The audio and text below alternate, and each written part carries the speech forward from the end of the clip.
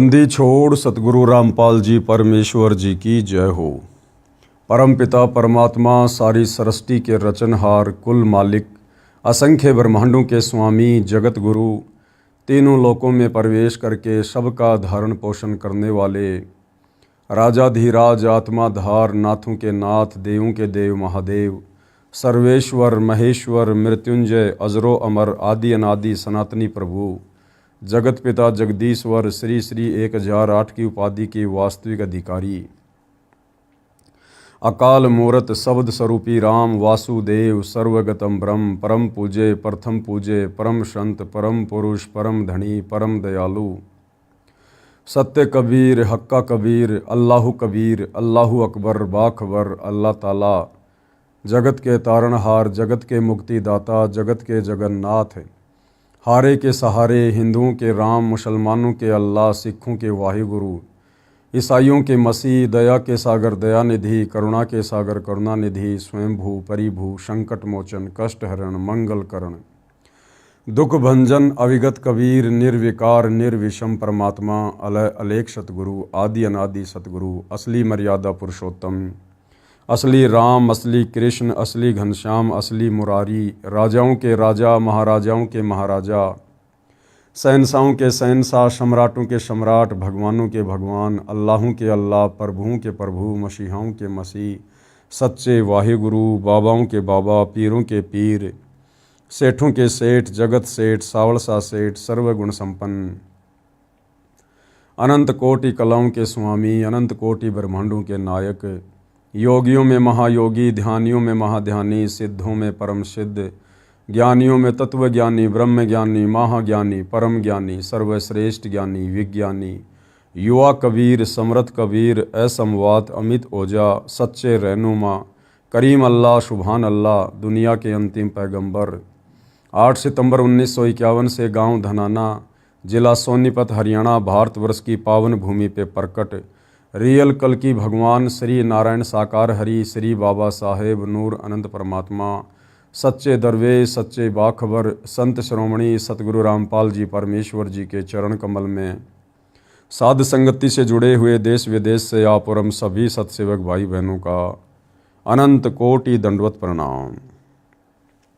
सत्साई भाई और बहनों, बहुत बड़ी मेहर, बहुत बड़ी दया पूज्य गुरुदेव भगवान की, परमेश्वर रामपाल जी की, विशेषकर हिंदू समाज के ऊपर।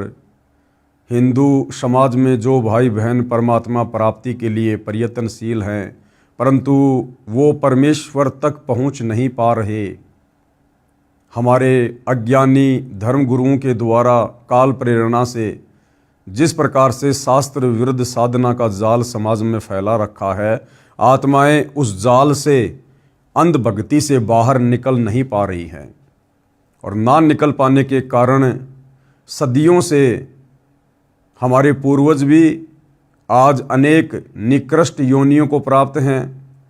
कोई प्रेत बना हुआ है, कोई पितृ बना हुआ है, कोई भूत बना हुआ है, और हमारे अज्ञानी धर्मगुरु हमारे से भी उनके श्राद्ध निकलवा कर अर्थात भूत पूजा करवा कर उसी योनि में जाने के लिए तैयार कर रहे हैं। तो अब हिंदू समाज से जुड़े भाई बहनों के लिए सतगुरु रामपाल जी के कर कमल से लिखित यह पवित्र पुस्तक हिंदू साहिबान नहीं समझे गीता वेद पुराण एक प्रकार से वरदान साबित हो रही है। साथ में हम सतगुरु रामपाल जी के जितने भी फॉलोअर हैं भाई और बहनों, आप और हमने भी परमेश्वर के द्वारा लिखित इन पुस्तकों को बहुत ही गहनता से पढ़ना चाहिए, एक एक शब्द को ध्यानपूर्वक देखना चाहिए, क्योंकि हमारे जो अन्य भ्रमित भाई बहन हैं वो चाहे किसी भी धर्म से हो, हिंदू मुस्लिम सिख ईसाई जैनी यहूदी बौद्ध, जब कभी हमारी उनसे ज्ञान चर्चा होगी तो हम उनको उसी समय संतुष्ट कर पाएंगे, समझा पाएंगे जब हमें उन विषयों के विषय में जानकारी होगी। तो आप और हमने भी विशेष तौर पर गुरुदेव के द्वारा लिखित पुस्तकों को पढ़ना चाहिए, सुनना चाहिए। यदि वीडियो बन रहे हैं तो ध्यानपूर्वक वीडियो देखकर जानकारी प्राप्त करनी चाहिए। तो इसी कड़ी में आज इस पुस्तक पर हमारा ये 19वें नंबर का वीडियो है। प्रत्येक वीडियो में पूज्य गुरुदेव भगवान के आशीर्वाद से हमें अध्यात्म के विषय में कुछ न कुछ निष्कर्ष अवश्य मिलता है। भाइयों और बहनों, आज के इस एपिसोड में, इस वीडियो में हम जानेंगे कि ये जितने भी तीर्थ बने हैं, जितने भी धाम बने हुए हैं, बद्रीनाथ है, केदारनाथ है, अमरनाथ है, नैना देवी है, ज्वाला देवी है, यानी हिंदू धर्म में ज़्यादातर तीर्थ और धाम प्रचलन में हैं। अंध श्रद्धालु शास्त्र विरुद्ध साधना के तहत वहाँ पर जाते हैं, परंतु वहाँ जाने का उन्हें कोई फ़ायदा है या नहीं है, वो साधना शास्त्रों के अनुसार है या शास्त्रों के विरुद्ध है, या फिर हम भाई बहन हमारे अज्ञानी धर्म गुरुओं के द्वारा भ्रमित किए जाने से उन तीर्थों और धामों पर जाकर व्यर्थ में अपना समय और श्वासें ही बर्बाद कर रहे हैं। तो बहुत सारी बातें आज विशेषकर हिंदू समाज से जुड़े श्रद्धालुओं को जानने को मिलेंगी। तीर्थ तथा धाम क्या है? हिंदू समाज से जुड़े भाई ने प्रश्न किया कि तीर्थों धामों पर श्रद्धा से दर्शनार्थ तथा पूजा करने से हिंदू गुरुजन बहुत पुण्य बताते हैं। ये साधना लाभदायक है या नहीं, कृपया शास्त्रों के अनुसार बताएं। अब हिंदू समाज से जुड़े भाई बहनों को सतगुरु रामपाल जी के सत्संग सुनकर, उनके कर कमल से लिखित पुस्तकों को पढ़कर अध्यात्म के विषय में बहुत कुछ जानकारियां प्राप्त हो रही हैं। तो आगे से आगे उनकी जिज्ञासा बढ़ रही है। तो इसी जिज्ञासा के अंतर्गत हिंदू भाई ने सवाल किया कि जी ये हिंदू धर्म में विशेषकर जितने भी तीर्थ हैं, धाम हैं, हमारे गुरुजन कहते हैं कि वहाँ जाओगे तो तुम्हें पुण्य प्राप्त होगा, बहुत ज़्यादा लाभ प्राप्त होगा। तो वास्तव में वहाँ जाने से लाभ होगा या नहीं होगा, हमें थोड़ा परमाणु के साथ में समझाइए, जिस प्रकार से आपने पहले की सारी बातें परमाणु सहित बताई है। तो पूज्य गुरुदेव सतगुरु रामपाल जी ने क्या उत्तर दिया? तीर्थ या धाम वे पवित्र स्थान हैं जहाँ पर या तो किसी महापुरुष का जन्म हुआ था, या निर्वाण मतलब परलोकवास हुआ था, या किसी भगत ने साधना की थी, या कोई अन्य ऋषि या देवी देव की कथा से जुड़ी यादगारें हैं। विचार करें, पवित्र तीर्थ तथा पवित्र धाम तो यादगारें हैं कि यहाँ पर ऐसी घटना घटी थी ताकि उनका प्रमाण बना रहे। अब गुरुदेव भगवान हमें उदाहरण देकर समझा रहे हैं कि किस प्रकार से ये तीर्थ और धाम एक प्रकार से यादगारें हैं। क्या बता रहे हैं गुरुदेव? जैसे अमरनाथ धाम है, उसकी कथा सभी हिंदुओं को ज्ञान है कि उस एकांत स्थान पर श्री शिव जी ने अपनी पत्नी पार्वती जी को नाम दीक्षा दी थी, जिसका देवी जी जाप कर रही है, जिस मंत्र की साधना के प्रभाव से उनको अमरत्व प्राप्त हुआ। यानी अमरनाथ क्यों बना था?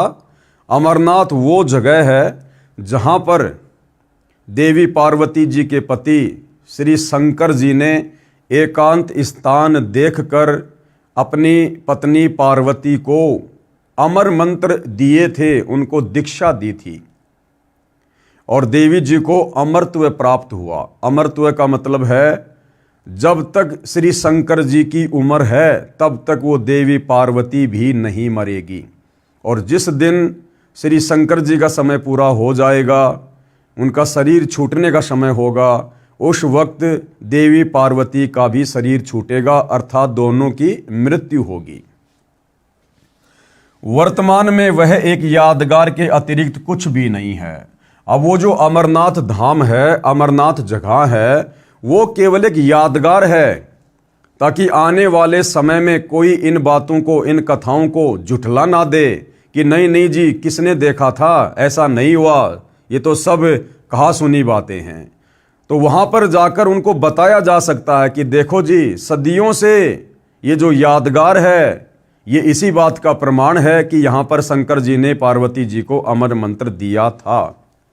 वह प्रमाण है कि यहाँ पर वास्तव में देवी जी को श्री शिव भगवान ने अमर होने का मंत्र दिया था। यदि किसी को विश्वास नहीं हो रहा हो तो वहाँ जाकर देखकर भ्रम मिटा सकता है। परंतु कोई ये कहे कि उस स्थान के दर्शन करने तथा वहाँ दान धर्म करने से मुक्ति मिलेगी या भक्ति लाभ होगा, ऐसा कुछ भी नहीं है। अगर उस जगह पर बैठकर ही यदि हमें मुक्ति मिले, हमें लाभ मिले, तो फिर भगवान शंकर और पार्वती दोनों आजीवन वहीं बैठे रहते। उस स्थान को तो केवल श्री शंकर जी ने इतने समय के लिए चुना था ताकि देवी जी को मैं बोलकर वो अमर मंत्र सुना दूं, ताकि उन मंत्रों को कोई और ना सुन सके। इसलिए एकांत जगह देखकर वहां केवल देवी जी को मंत्र दिए गए थे। अब उस अमरनाथ स्थान पर जाने से, वहां पर बसने से, वहां पर दान धर्म करने से, वहां पर भंडारा करने से किसी प्रकार का कोई लाभ साधक को नहीं होने वाला है, क्योंकि उस अमरनाथ से मंत्र लेकर देवी पार्वती ने भी उन मंत्रों का जाप अपने घर पर ही किया था, ना कि उस अमरनाथ वाली जगह पर बैठकर। तो हमारे वहां जाने से हमें भी किसी प्रकार का कोई लाभ नहीं मिलना है। रही बात दान धर्म करने की, आप कहीं पर भी धर्म का कार्य करो, आपको उसका फल मिलेगा, क्योंकि वह आपको शुभ कर्मों में परमात्मा उसी समय लिख देता है। देखो, हम कोई भी अच्छा कार्य कहीं भी करेंगे तो परमात्मा से कुछ भी छुपा हुआ नहीं है। परमात्मा हमारे उस पुण्य वाले अकाउंट में उसको लिख देगा। जैसे गुरुदेव हमें उदाहरण देकर बताते हैं कि जिस प्रकार कोई भी व्यक्ति कोई गलत कार्य करता है, किसी की हत्या करता है, और हत्या वो चाहे किसी भी एकांत जगह पर जाकर कर दे, परमात्मा ने वो सब देख लिया है और उसके बैड अकाउंट में, उसके पाप कर्मों में वो दोष लिख दिया है। तो इसी प्रकार शुभ कार्य, अच्छा कार्य, अच्छी भक्ति, शुभ भक्ति, सत भक्ति हम कहीं भी बैठकर करें, हमारा उसका जो लाभ है, जो परिणाम है, वो परमेश्वर हमारे खाते में लिख देता है। जैसे कोई व्यक्ति एकांत स्थान पर कोई हत्या या अन्य अपराध करता है तो उसके अशुभ कर्मों में लिखा जाता है, उसका फल उसे अवश्य मिलता है। इसलिए पुण्य का कार्य कहीं पर भी करो, उसका फल तो मिलेगा। पुण्य करने के लिए दूर स्थान तीर्थ पर जाना बुद्धिमता नहीं है। यही प्रश्न एक समय जिंदा साधु के रूप में मथुरा में प्रकट परमेश्वर कबीर जी से एक तीर्थ यात्री श्री धर्मदास सेठ द्वारा किया गया था, जो मथुरा तीर्थ पर स्नानार्थ तथा दान धर्म करने के लिए अपने गुरु रूपदास वैष्णव के बताए भक्ति कर्म को करने बांधवगढ़ नामक नगर, जो कि मध्य प्रदेश है, वहां से आया था। परमात्मा ने उसे समझाया था कि यहाँ मथुरा वृंदावन में वर्तमान में श्री कृष्ण जी नहीं है, और विचार कर कि जब श्री कृष्ण जी ही इस स्थान को त्याग कर हजारों किलोमीटर दूर द्वारिका में सपरिवार तथा सर्व यादुओं को लेकर चले गए थे, तो इस स्थान का महत्व ही क्या रह गया। यह तो एक यादगार है, यादगार।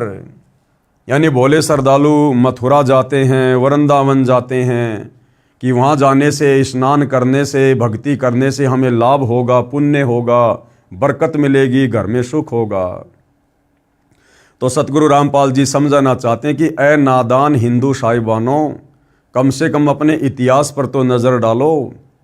उस मथुरापुरी को जहाँ पर जाकर आप जी लाभ प्राप्त करने की चेष्टा कर रहे हो, अंत के दिनों में श्री कृष्ण जी ने दुखी होकर उस मथुरापुरी को त्याग दिया था और वहाँ से हजारों किलोमीटर दूर द्वारिका में जाकर रहने लगे थे। अपने जीवन के अंतिम दिन श्री कृष्ण जी ने द्वारिका में बिताए थे।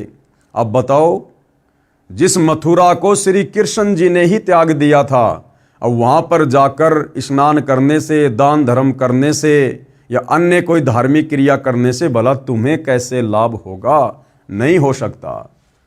ये तो एक यादगार है कि कभी श्री कृष्ण जी ने कुछ समय यहाँ बिताया था। कंस, केसी तथा चाणूर अन्यायियों को मारा था। परमात्मा ने कहा कि हे धर्मदास, आप गीता शास्त्र को साथ लिए हो, इसका रोजाना पाठ भी करते हो, इसमें कहीं वर्णन है कि तीर्थ जाया कर अर्जुन बेड़ा पार हो जाएगा, क्या इस गीता जी में या चारों वेदों में कहीं लिखा हुआ है कि तीर्थों पर जाना चाहिए और तीर्थों पर जाने से भला हो जाएगा, बेड़ा पार हो जाएगा? नहीं।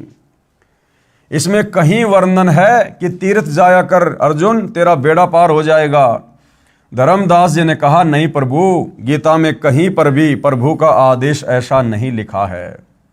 परमेश्वर जी ने कहा कि गीता अध्याय 16 श्लोक 23 को पढ़, उसके अनुसार तो ये तीर्थ यात्रा शास्त्र में वर्णित न होने से व्यर्थ साधना है। क्योंकि गीता अध्याय 8 श्लोक नंबर 13 में ये काल ब्रह्म केवल एक ओम नाम की साधना करने का आदेश साधक को दे रहा है कि भैया मेरा तो केवल एक ओम नाम का जाप है, और जो शरीर छूटने तक, अंतिम श्वास तक इस मंत्र का जाप करता है वो मेरी वाली परम गति को प्राप्त करता है। और इस ब्रह्म से मिलने वाली परम गति क्या है? इसके ब्रह्म लोक में साधक चला जाता है, और ब्रह्म लोक पर्यंत सारे लोक पुनरावर्ती में हैं। यानी इस ब्रह्म, इस काल के ब्रह्म लोक में जो कि ये गीता जी का ज्ञान दे रहा है, श्री कृष्ण जी के शरीर में प्रवेश करके ये ब्रह्म लोक में रहता है। और इसके ब्रह्म लोक में गया हुआ साधक भी अपनी भक्ति कमाई को खर्च करके पुनः संसार में लौटकर आता है, अन्य सभी योनियों को प्राप्त करता है, नरक में भी जाता है, 84 लाख योनियों में भी जाता है। उसके बाद यही काल ब्रह्म गीता अध्याय 15 श्लोक नंबर 17 में अपने से अन्य किसी सर्वश्रेष्ठ परमात्मा की भक्ति साधना करने की सलाह दे रहा है कि उत्तम पुरुष तु अन्य परमात्मा इति उदाहरते, कि सर्वश्रेष्ठ परमात्मा तो वो है जो तीनों लोकों में प्रवेश करके सबका धारण पोषण करता है, और अर्जुन उसी की भक्ति करनी चाहिए। अपने तमाम धार्मिक अनुष्ठानों में उसी को इष्ट मानकर भक्ति करनी चाहिए। गीता जी में किसी तीर्थ पर जाना, किसी धाम पर जाना, या किसी मेले में जाना, किसी बाबा जी की समाधि पे जाना, ऐसा कुछ भी कहीं भी कोई आदेश नहीं है। तो गीता जी के अध्याय 16 श्लोक नंबर 23 के अनुसार ये शास्त्र विधि को त्याग कर मनमाना आचरण होने के कारण साधक को इस प्रकार की साधनाओं से किसी प्रकार का कोई लाभ नहीं मिलता है।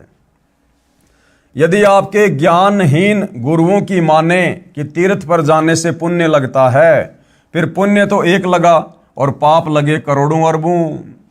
अब परमात्मा धर्मदास जी को समझा रहे हैं कि धर्मदास मान लो, आपके उन तत्व ज्ञानहीन गुरुओं ने, जिनको स्वयं शास्त्रों का ज्ञान नहीं, भक्ति का ज्ञान नहीं, और उन्होंने कहा सुनी बातों के आधार से आपको कह दिया कि धर्मदास आप मथुरा जाओ और आपको पुण्य मिलेगा। तो धर्मदास विचार कर, तू जहाँ से चलकर आया है तकरीबन 500-700 किलोमीटर से इस तीर्थ पर नहाने के लिए मथुरा में, तो तेरे को पुण्य मिलेगा एक, लेकिन इस पुण्य को करने के चक्कर में तूने पाप कर दिए अरबों खरबों। धर्मदास ने कहा कि भगवान वो कैसे? तो परमात्मा ने बताया कि भाई तू बांधवगढ़ से आया है पैदल, और बांधवगढ़ से मथुरा की दूरी कम से कम 700-800 किलोमीटर है, और नादान तूने अपने पैरों के नीचे कितने कीड़ी मकोड़े, सूक्ष्म जीव, चींटियां तूने कितने मार दिए होंगे? बोला जी गिनती नहीं है, क्योंकि परमात्मा की वाणी है, भाई पृथ्वी ऊपर पग जो धारे, करोड़ जीव एक दिन में मारे। एक व्यक्ति जो सुबह अपनी रोजी रोटी के लिए घर से बाहर निकलता है, चाहे पैदल जाता है, चाहे साइकिल पर, चाहे मोटरसाइकिल पर, चाहे बस में, चाहे खुद की कार में, और शाम को अपना काम धंधा करके जब वो वापस घर पर लौटता है, वो व्यक्ति करोड़ों जीवों की हत्या करता है, करोड़ों जीवों की। उसकी गाड़ी की टक्कर से कितने सूक्ष्म जीव मर जाते हैं, उसकी गाड़ी के टायरों के नीचे कितने कीड़े मकोड़े मर जाते हैं। तो एक व्यक्ति रोजाना करोड़ों जीवों की हत्या करता है, तो इस काल के विधान अनुसार वो करोड़ों पाप कर्म भी उसी जीव के बैड अकाउंट में लिख दिए जाते हैं, उसके अशुभ कर्मों में लिख दिए जाते हैं। तो परमात्मा ने धर्मदास जी को बताया कि नादान, तुम्हारे भ्रमी धर्म गुरुओं ने तुम्हें इस प्रकार से शास्त्र विरुद्ध साधना पर लगाकर तुम्हें पाप का भागी बना रखा है। तेरे को बांधवगढ़ से मथुरा आने का पुण्य तो केवल एक मिलेगा, अगर तू मानता है तो। वैसे तो पुण्य मिलेगा नहीं, क्योंकि जो आपकी ये साधना है ये शास्त्र विरुद्ध है। लेकिन फिर भी चलो आपके गुरुओं की बात बड़ी करते हैं, तुझे यहाँ आकर स्नान करने का एक पुण्य मिला, लेकिन तूने पाप कितने कमा लिए। तूने पाप कर्मों की तो मालगाड़ी भर ली, जो तेरे से कभी भी उतरने में नहीं आएगी। तो धर्मदास जी सहम गए और परमात्मा जी से आगे आगे और जानने की इच्छा व्यक्त की। फिर पुण्य तो एक लगा और पाप लगे करोड़ों अरबों खरबों। ये सुनकर सेठ धर्मदास अंधश्रद्धा भक्ति करने वाला कांप गया और उसका गला सूख गया। बोला कि हे जिंदा, इतने पाप कैसे लगे, कृपया समझाइए। तो परमेश्वर कबीर जी यानी जिंदा वेशधारी प्रभु यानी जिंदा महात्मा की वेश में परमात्मा धर्मदास जी को मिले थे। परमात्मा ने समाधान इस प्रकार किया, कहा कि हे धर्मदास, आप बांधवगढ़ से मथुरा नगरी में वृंदावन में आए हो। बांधवगढ़ यहाँ से लगभग 250 कोस लगभग 750 किलोमीटर है।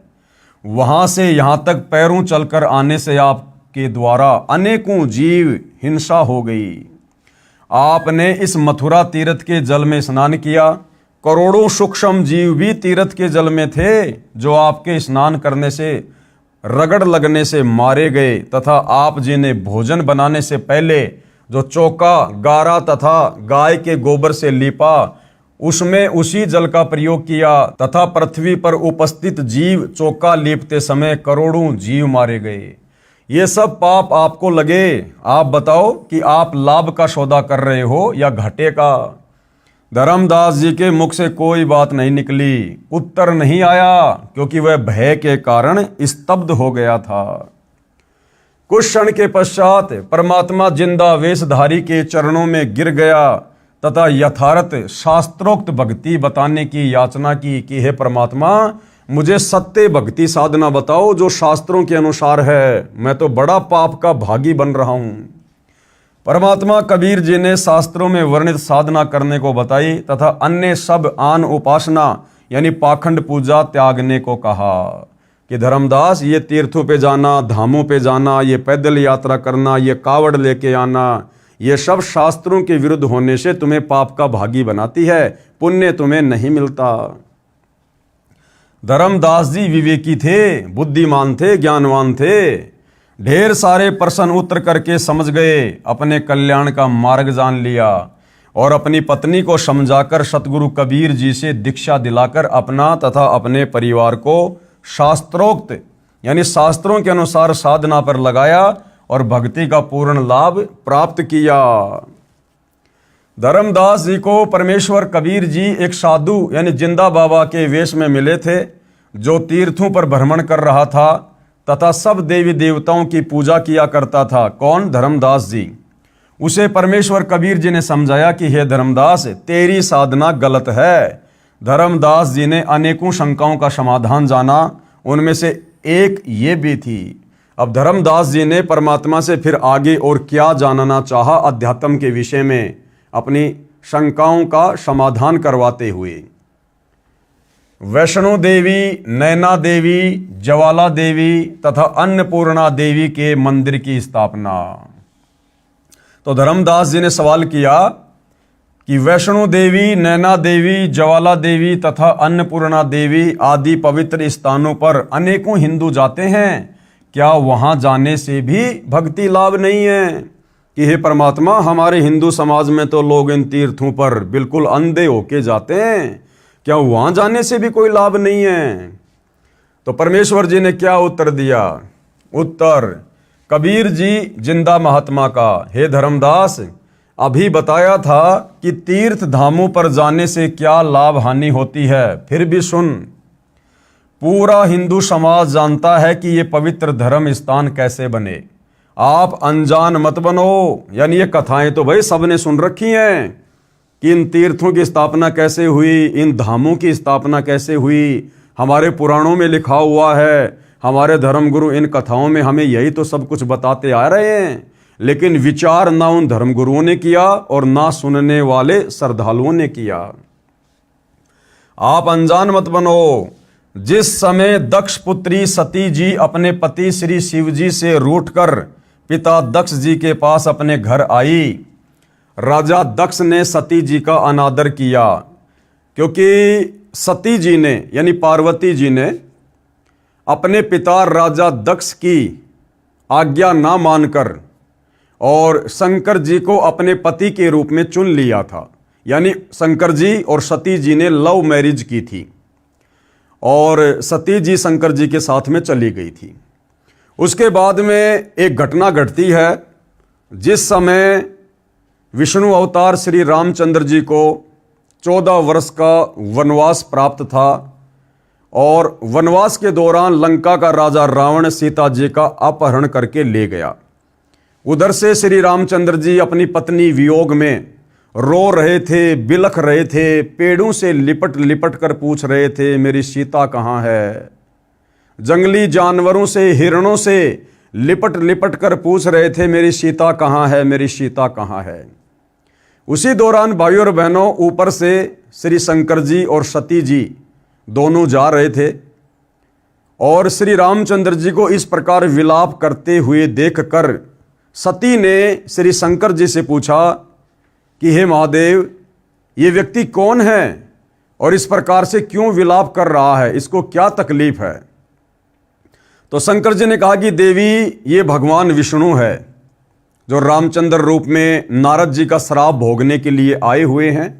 इनको 14 साल का वनवास मिला था और इनकी पत्नी को लंका के राजा रावण ने छल से हर लिया है और ये अपनी पत्नी के वियोग में इस प्रकार से रो रहे हैं। तो सती को ये बातें सुनकर विश्वास नहीं हुआ और सती ने कहा कि मैं नहीं मानती कि भगवान भी इस प्रकार से रोते होंगे, विलाप करते होंगे आम प्राणी की तरह।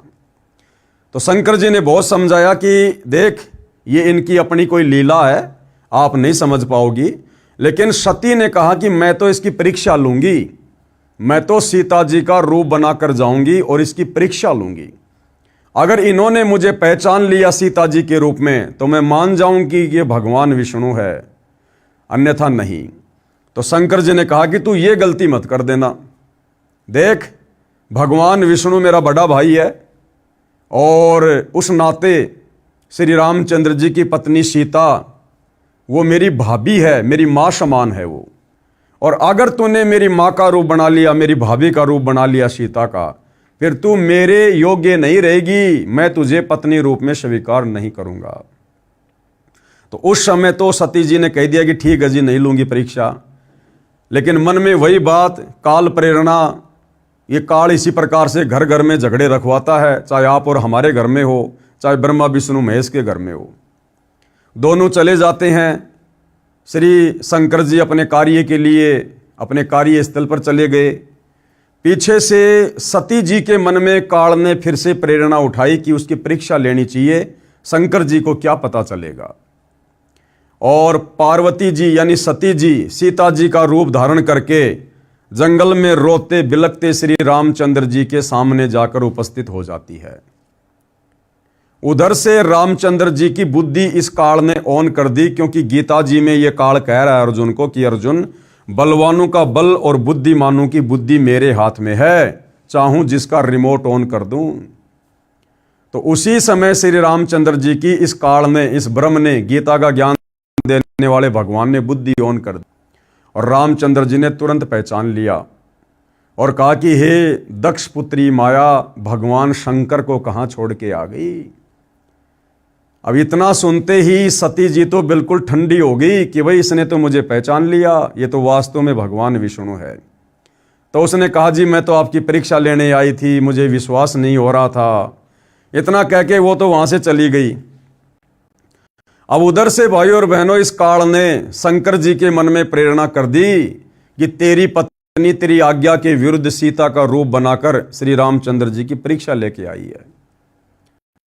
शाम को आते ही श्री शंकर जी ने पार्वती जी से पूछा कि आप गई? उसने मना कर दिया जी मैं नहीं गई।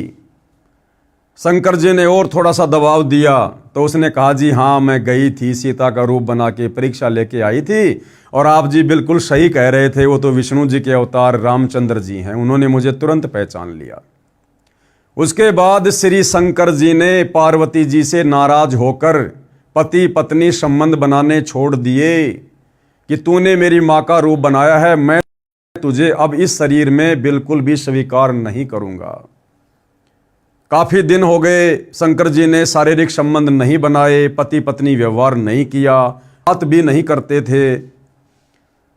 इस बात से दुखी होकर सती जी ने सोचा कि पति है थोड़ा नाराज है, चलो कुछ दिन मैं माता पिता के घर होकर आती हूँ। ये सोचकर अपने पिता दक्ष के घर पर चली गई। उधर राजा दक्ष ने एक हवन यज्ञ शुरू करवा रखा था। कौन सा हवन यज्ञ? शास्त्र विधि को त्याग कर मनमाना आचरण। बड़ा सा जमीन में गड्ढा खोदकर लकड़ियां डालकर ऊपर से पंडित लोग घी के लोटे डाल रहे थे, स्वाहा स्वाहा, जिसको हम हवन कहते हैं। इस प्रकार से हवन यज्ञ का विधान ना गीता जी में है, ना चारों वेदों में है। तो वहां पर हवन यज्ञ चल रहा था और वहां जाकर सती जी ने देखा कि मेरे पिताजी ने मेरी सभी बहनों के पतियों का भाग निकाल रखा है, सबके बैठने के लिए व्यवस्था कर रखी है, परंतु मेरे पति शंकर जी का कहीं कोई हिस्सा नहीं है। उसने अपने पिता दक्ष से पूछा तो दक्ष ने कहा कि पहले ये बता, तेरे को यहां पर बुलाया किसने, तू आई क्यों यहां पर? यह बात सुनकर सती नाराज हो जाती है और उसने नाराजगी जाहिर करते हुए काल प्रेरणा से ये सोचकर कि उधर से मेरा पति नाराज है, वो मुझे स्वीकार नहीं कर रहा, इधर से मेरा पिता भी सीधे मुंह मेरे से बात नहीं कर रहा, तो काल प्रेरणा से दुखी मन से सती ने उसी हवन कुंड में छलांग लगा दी और जल कर मर गई। अब ये सूचना प्राप्त करके शंकर जी बड़े क्रोधित हुए और उन्होंने एक शक्ति प्रकट की जिसको काल भद्र कहते हैं, और बहुत सारी सेना देकर उसको भेज दिया कि राजा दक्ष की गर्दन काट दो। अब भाई और बहनों, वहां पर काल भद्र चला जाता है और वहां पर नरसंहार करता है, राजा दक्ष का भी शीश काट देता है। बाद में देवी देवताओं की प्रार्थना पर फिर बकरे का मुंह राजा दक्ष को लगाया जाता है और उधर से शंकर जी भी वहां चले जाते हैं और शंकर जी अपनी पत्नी पार्वती को, जो कि हवन कुंड में छलांग लगाकर जल गई थी, वो जितना भी उसका शरीर बचा हुआ था, अध जला था, उसको लेकर हजारों वर्षों तक अपनी पत्नी के मोह में, प्रेम में रोते रहे, बिलखते रहे, चिल्लाते रहे, उस कंकाल को अपनी पत्नी मानकर। क्योंकि भाई और बहनों, ये त्रिगुणमयी माया है। गीता ज्ञानदाता ने अध्याय 7 श्लोक नंबर 12 में ब्रह्मा विष्णु महेश को त्रिगुणमयी माया का नाम दिया है। ये तीनों देवता एक एक गुण से युक्त हैं। श्री ब्रह्मा जी रजोगुण से युक्त हैं, विष्णु जी सतोगुण से युक्त हैं, शंकर जी तमोगुण से युक्त हैं, और साथ में अन्य माया भी इनके ऊपर इसी प्रकार से छाई रहती है।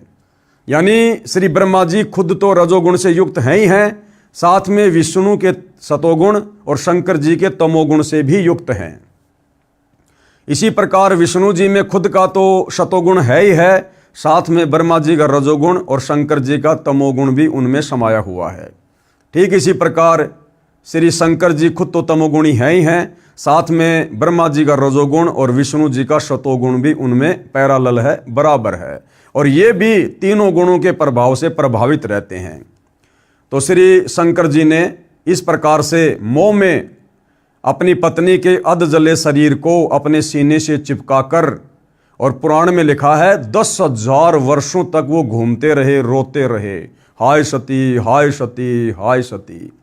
जिस प्रकार बंदरिया का बच्चा मर जाता है और बंदरिया अपने पुत्र मोह में, संतान मोह में उस मरे हुए बच्चे को छाती से लिपटाकर घूमती रहती है, यही हाल भगवान शंकर का हो गया। अब भाइयों और बहनों, काफ़ी समय बाद में जब देवी देवताओं ने देखा भैया ऐसे तो बात नहीं बनेगी, तो काल प्रेरणा से फिर भगवान विष्णु को प्रेरित किया गया कि किसी भी प्रकार से इसके शरीर से चिपटी हुई सती जी की जो देह है, जो कंकाल है, इसको शंकर जी से दूर किया जाए। तो काल ने प्रेरणा की विष्णु जी में, और उधर से भाइयों और बहनों, काल के हर कार्य में, क्योंकि काल हर कार्य करता है इस भक्ति के विधान को बिगाड़ने के लिए, लेकिन परमात्मा कबीर देव परम अक्षर ब्रह्म उसी काल के कार्यों के माध्यम से उस भक्ति के विधान को संवारने का कार्य भी करते हैं। तो परमेश्वर कबीर जी की प्रेरणा कह लीजिए या फिर काल की प्रेरणा कह लीजिए, विष्णु जी ने अपने सुदर्शन चक्कर से सती के कंकाल के अनेकों टुकड़े किए और उसके शरीर के जो जो टुकड़े जहां जहां जाकर गिरे वहां पर तीर्थों की स्थापना हो गई, वहां पर धाम पूजा शुरू हो गई। अब भाइयों और बहनों, परमात्मा कबीर जी ने ये प्रेरणा इसलिए की ताकि आने वाले समय में ये घटनाएं घटित हुई थी, कोई इनको झुठला ना दे। और जिस समय ये घटना घटित हुई थी सती वाली, दक्ष वाली, उस समय भाइयों और बहनों भक्ति युग नहीं था, वो मोक्ष का प्राइम टाइम नहीं था। मोक्ष का प्राइम टाइम तो ये वक्त है जिसमें आज और हम पैदा हैं, कलयुग की बिचली पीढ़ी। तो परमात्मा ने हम आत्माओं को किसी न किसी तरह से, भले वो शास्त्र विरुद्ध साधना ही थी, आप और हमें भक्ति से जोड़ के रखना था, आप और हमें भक्ति भाव से, धार्मिकता से जोड़ के रखना था, अन्यथा हम नास्तिक हो जाते, नास्तिक। और आज जब परमेश्वर पृथ्वी पर प्रकट हैं तो हम उनकी एक भी बात ना मानते, एक भी बात। तो इसके बहुत सारे रीजन होते हैं, समय आने पर हम सबको धीरे धीरे समझ में आने लगते हैं। तो कहने का मतलब है, धर्मदास जी को कबीर परमात्मा जिंदा महात्मा के रूप में ये कथा सुना रहे हैं, राजा दक्ष और पार्वती वाली, शंकर जी और पार्वती वाली। तो राजा दक्ष ने सती जी का अनादर किया। राजा दक्ष उस समय यज्ञ कर रहे थे, बहुत बड़े हवन कुंड में हवन यज्ञ चल रहा था। सती जी अपने पिता की बातों का दुख मानकर हवन कुंड की अग्नि में गिरकर जल मरी। भगवान शिव को पता चला तो उन्होंने बचे हुए नर कंकाल को उठाया तथा पत्नी के वियोग में उसे उठाए फिरते रहे। पत्नी के मोहवश महादुखी थे। बताओ, हमारे भगवान भी शंकर, जिनको महादेव कहते हैं, मृत्युंजय कहते हैं, सर्वेश्वर कहते हैं, भगवान शंकर भी मोह माया के वशीभूत हैं। ये भी काल के जाल से बाहर नहीं है। आपके पुराण में लिखा है कि 10,000 वर्षों तक सती पार्वती जी के कंकाल को लिए घूमते रहे। फिर श्री विष्णु जी ने सुदर्शन चक्र से उस कंकाल यानी अस्थि पिंजर के टुकड़े टुकड़े कर दिए। उस समय श्री शिव जी का मोह भंग हुआ। सती जी के शरीर के भाग कहीं कहीं गिरे। और कहां कहां गिरे सती जी के शरीर के भाग? वैष्णो देवी मंदिर की स्थापना। ये वैष्णो देवी मंदिर की स्थापना कैसे हुई? वैष्णो देवी तीर्थ की स्थापना कैसे हुई? जहां पर देवी का धड़ वाला भाग गिरा, यानी श्री विष्णु जी ने जब सती जी के कंकाल को अपने सुदर्शन चक्र से काटा, तो जहां पर सती जी का जो धड़ वाला हिस्सा है, छाती वाला, जहां वो भाग गिरा पृथ्वी पर, वहां पर यादगार बनाए रखने के लिए श्रद्धालुओं ने धड़ को श्रद्धा के साथ पृथ्वी में दफनाकर उसके ऊपर एक छोटी सी मंदिर नुमा यादगार बना दी। बाद में समय अनुसार इसका विस्तार होता रहा, यानी वहां बड़ा मंदिर बन गया। इस यादगार को देखने और वहां पर पूजा करने जाने से कोई पुण्य नहीं है। अरे वो तो डेड बॉडी का एक हिस्सा है, मर्त शरीर का, अपितु पाप लगता है। क्यों? क्योंकि वो शास्त्र विरुद्ध होने से मनमाना आचरण हो गया। अपितु पाप लगता है, जो आने जाने में जीव हिंसा होती है। फिर नैना देवी कैसे बनी? नैना देवी के मंदिर की स्थापना। अब जहां पर सती जी के वो आंखों वाला हिस्सा गिरा, वहां पर नैना देवी के रूप में यादगार स्थापित हो गई। जिस स्थान पर सती पार्वती जी की आंखों वाला शरीर का भाग गिरा, वहां पर भी उसी प्रकार जमीन में दफनाकर मंदिर बना दिया, ताकि घटना का प्रमाण रहे, कोई पुराण कथा को गलत न बताए। फिर ज्वाला जी की स्थापना कैसे हुई? जिस स्थान पर कांगड़ा जिले हिमाचल प्रदेश में देवी जी की अधजली जीभ वाला भाग गिरा, उसको श्रद्धा से उस स्थान पर पृथ्वी में उस जीभ को श्रद्धा से दबाकर यादगार रूप में छोटा मंदिर बना दिया। बाद में बहुत बड़ा मंदिर बनाया गया, वह ज्वाला देवी जी का मंदिर है। इस प्रकार से इन मंदिरों की, इन तीर्थों की स्थापना हुई है। और अन्नपूर्णा देवी मंदिर की स्थापना कैसे हुई? जिस स्थान पर सती पार्वती जी के शरीर का नाभि वाला भाग गिरा, उसको श्रद्धा से पृथ्वी में दबाकर उसके ऊपर यादगार रूप में छोटा सा मंदिर बना दिया था। बाद में उसका बहुत विस्तार किया गया और शास्त्र विरुद्ध साधना शुरू कर दी गई। इस प्रकार से ये अन्नपूर्णा देवी मंदिर की स्थापना हुई। अब बताओ वहां पर जाने से क्या लाभ मिलेगा?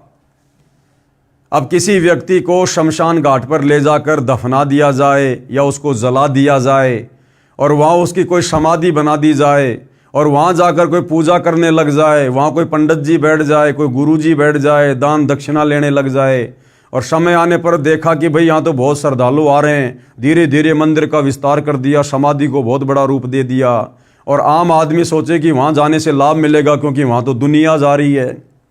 तो भाइयों और बहनों, ये केवल अंधश्रद्धा है, शास्त्र विरुद्ध भक्ति है। वहाँ जाने का लाभ कोई नहीं, बल्कि वहाँ आने जाने में जितनी जीव हत्या हम कर रहे हैं वो पाप हमारे अशुभ कर्मों में काल लिख देगा, वो फिर हमें भोगने पड़ेंगे।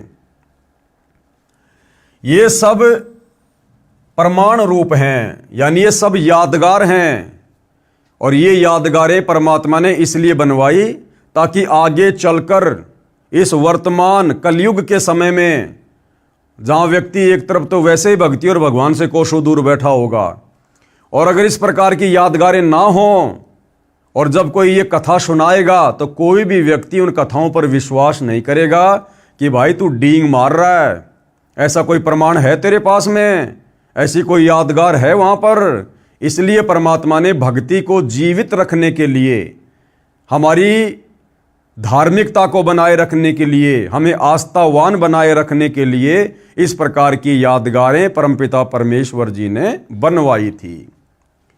विचार करो, ऐसे स्थानों पर भक्ति व पूजा तथा पुण्य प्राप्त करने के लिए जाना शास्त्र विरुद्ध होने से हानिकारक है, इसलिए यह व्यर्थ है। यदि किसी को पुराणों में लिखी घटना पर विश्वास न हो तो देखने जाओ तो जाओ, लेकिन पुण्य के स्थान पर जीव हिंसा का पाप ही प्राप्त होगा। जो आने जाने के दौरान पैरों या गाड़ी घोड़े के नीचे दबकर मरेंगे, इसी प्रकार अन्य दर्शनीय स्थल आदि आदि जैसे बद्रीनाथ, केदारनाथ, जगन्नाथपुरी, द्वारिकापुरी आदि आदि पर किसी आध्यात्मिक लाभ के लिए जाना अंधश्रद्धा है, भक्ति के अतिरिक्त कुछ भी नहीं है। यानी अंधश्रद्धा भक्ति के अतिरिक्त कुछ भी नहीं है। तो गुरुदेव कहते हैं भले आप इन पुराणों की सत्यता के लिए उन तीर्थों पर जाना चाहो देखने के लिए तो जाओ, आपकी मर्जी है, लेकिन आपको लाभ किसी प्रकार का कोई नहीं मिलेगा, उल्टा आपको हानि प्राप्त होगी।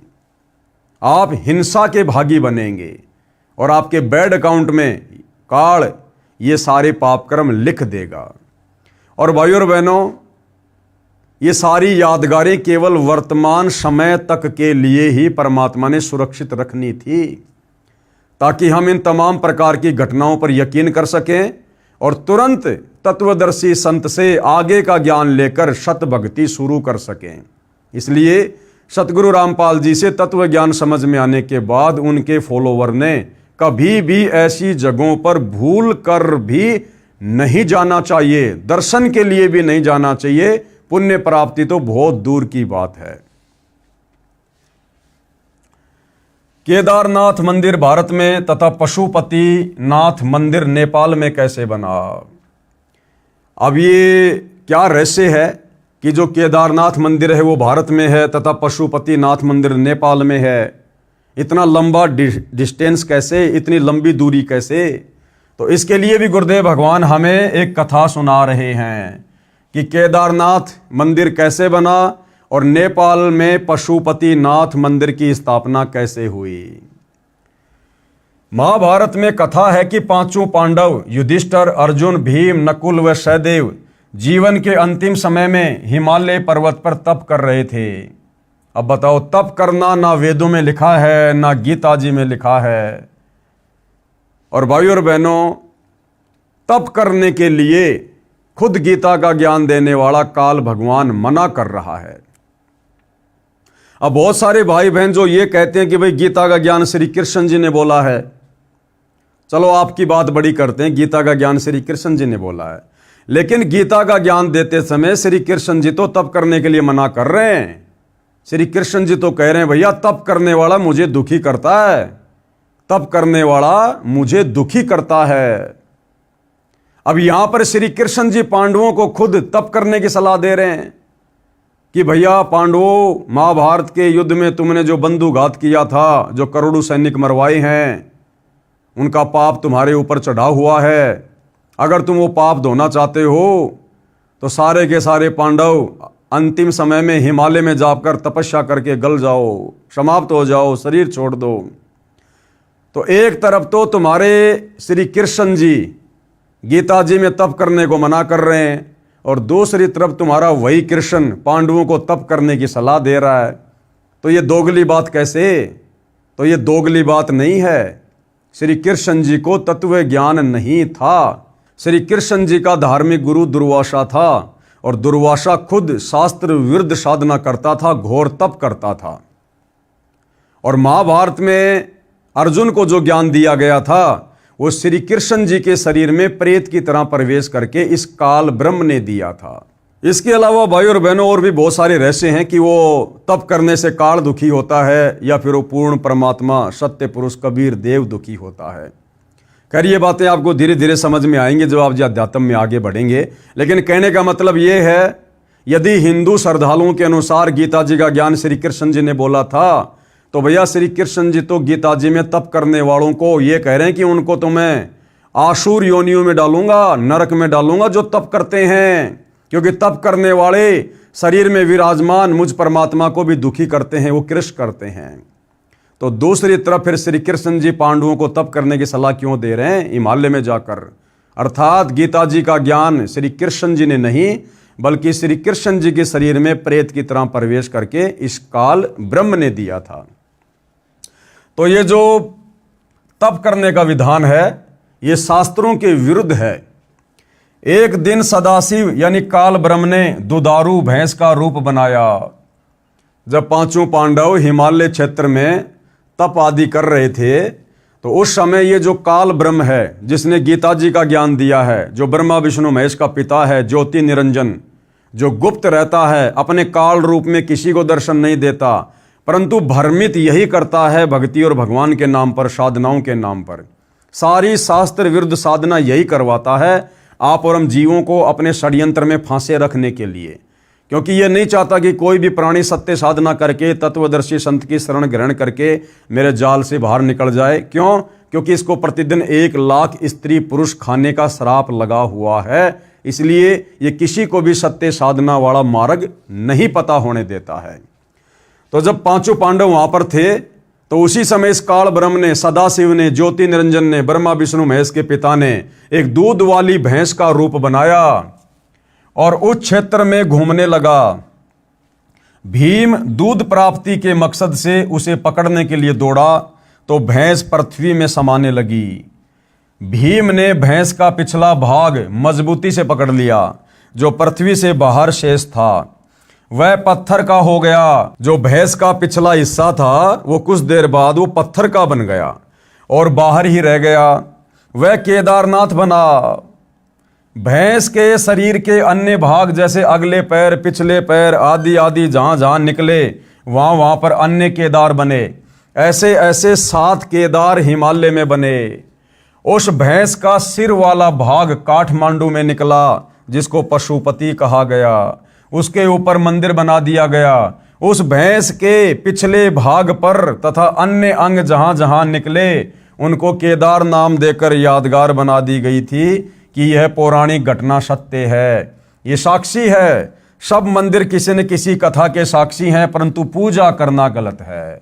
अब बताओ भाई, उस केदारनाथ में जाकर भैंस का पिछला हिस्सा जो टट्टी पेशाब का हिस्सा है, मलमूत्र का हिस्सा है, उस भैंस के पिछले भाग को पूजने से क्या मिलेगा जो पत्थर की शिला है? ये विचार करने की बात है। अरे पूजना तो हमने परमात्मा को है जो परम सुखदायक है। हमने भैंस का पीछे का मलमूत्र का हिस्सा थोड़े ना पूजना है। उस पत्थर को वहां जाकर पूजने से अगर लाभ मिलता है तो अपने घर पर जिंदा भैंस का पिछला हिस्सा पूज लो भाई, घर बैठे लाभ हो जाएगा।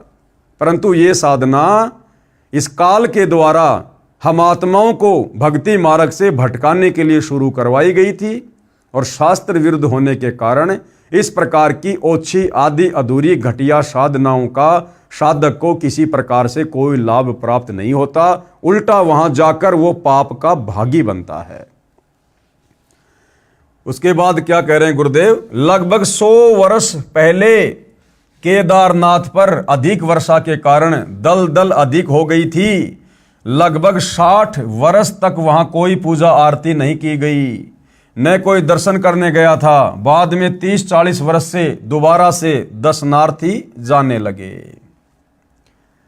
सन 2012 में केदारनाथ धाम के दर्शनार्थ व पूजार्थ गए लाखों व्यक्ति बाढ़ में बह गए। अब बताओ भाइयों और बहनों, क्या वहां परमात्मा बैठा था, भगवान शंकर बैठा था?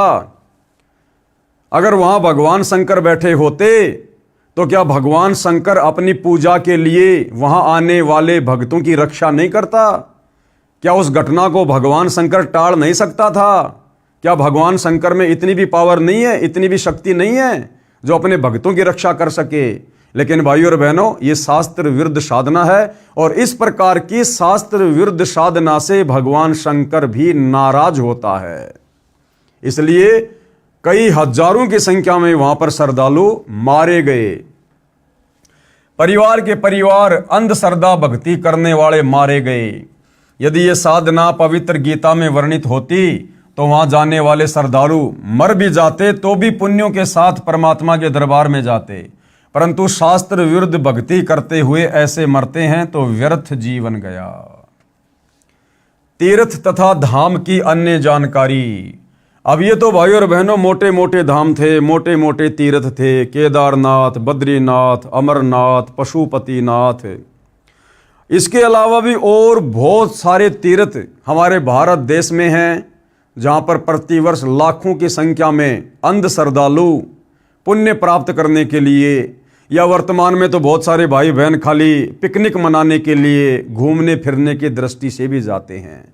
तो वहाँ जाने से उनको लाभ होता है या नहीं होता है? वो साधना शास्त्रों के अनुकूल है या शास्त्रों के विरुद्ध है? और वो तीर्थ कौन कौन से हैं, कहाँ कहाँ हैं और कैसे उन तीर्थों की स्थापना हुई? जब हम उनके विषय में जानेंगे तो भाइयों और बहनों, वहाँ जाने का शौपन में भी हमारा मन नहीं करेगा। उन तीर्थों पर जाने का शौपन में भी हमारा मन नहीं करेगा जिन तीर्थों पर आध्यात्मिक अज्ञानता के चलते हमारे नादान धर्मगुरुओं द्वारा भ्रमित किए जाने के कारण लाखों श्रद्धालु प्रतिवर्ष जाते हैं और सैकड़ों की संख्या में तो आते जाते समय रास्ते में एक्सीडेंट में मर जाते हैं। क्यों? क्योंकि हम हिंदू भाई बहनों को अपने धर्म ग्रंथों में लिखी उन तीर्थों के विषय में जो सत्यता है अभी उसका ज्ञान नहीं है। हम केवल भेड़ चाल में चल रहे हैं, हम देखा देखी को ज्यादा महत्व देते हैं। और जब हमें सत्यता का पता चलेगा कि उन तीर्थों की स्थापना कैसे हुई, कैसे कैसे घटिया कर्म वहां किए गए जिस कारण से वो तीर्थ कहलाए, अब यदि हम वहां लाभ प्राप्ति के लिए जाएंगे तो हमारे से बड़ा मूर्ख फिर कोई नहीं कहलाएगा। तो हकीकत क्या है जो हमारे पुराणों में वर्णित है? तीर्थ तथा धाम की अन्य जानकारी।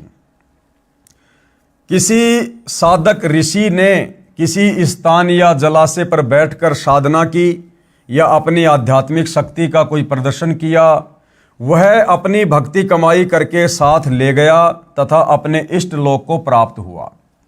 उस साधना स्थल का बाद में तीर्थ या धाम नाम पड़ गया। अब कोई उस जगह को देखने जाए कि यहाँ कोई साधक रहा करता था, कि यहाँ कोई बहुत बड़ा भगत रहा करता था पहले, उसने बहुतों का कल्याण किया। अब न तो वहाँ संत जी है जो उपदेश दे, वह तो अपनी कमाई करके चला गया शरीर छोड़ के। विचार करें, कृपया तीर्थ व धाम को हमाम दस्ता जाने। हमाम दस्ता क्या होता है? एक लोहे का उखड़ होता है, एक छोटा सा लोहे का मूसल होता है और कोई भी चीज़ उसमें कूटी जाती है, उसको हमाम दस्ता कहते हैं।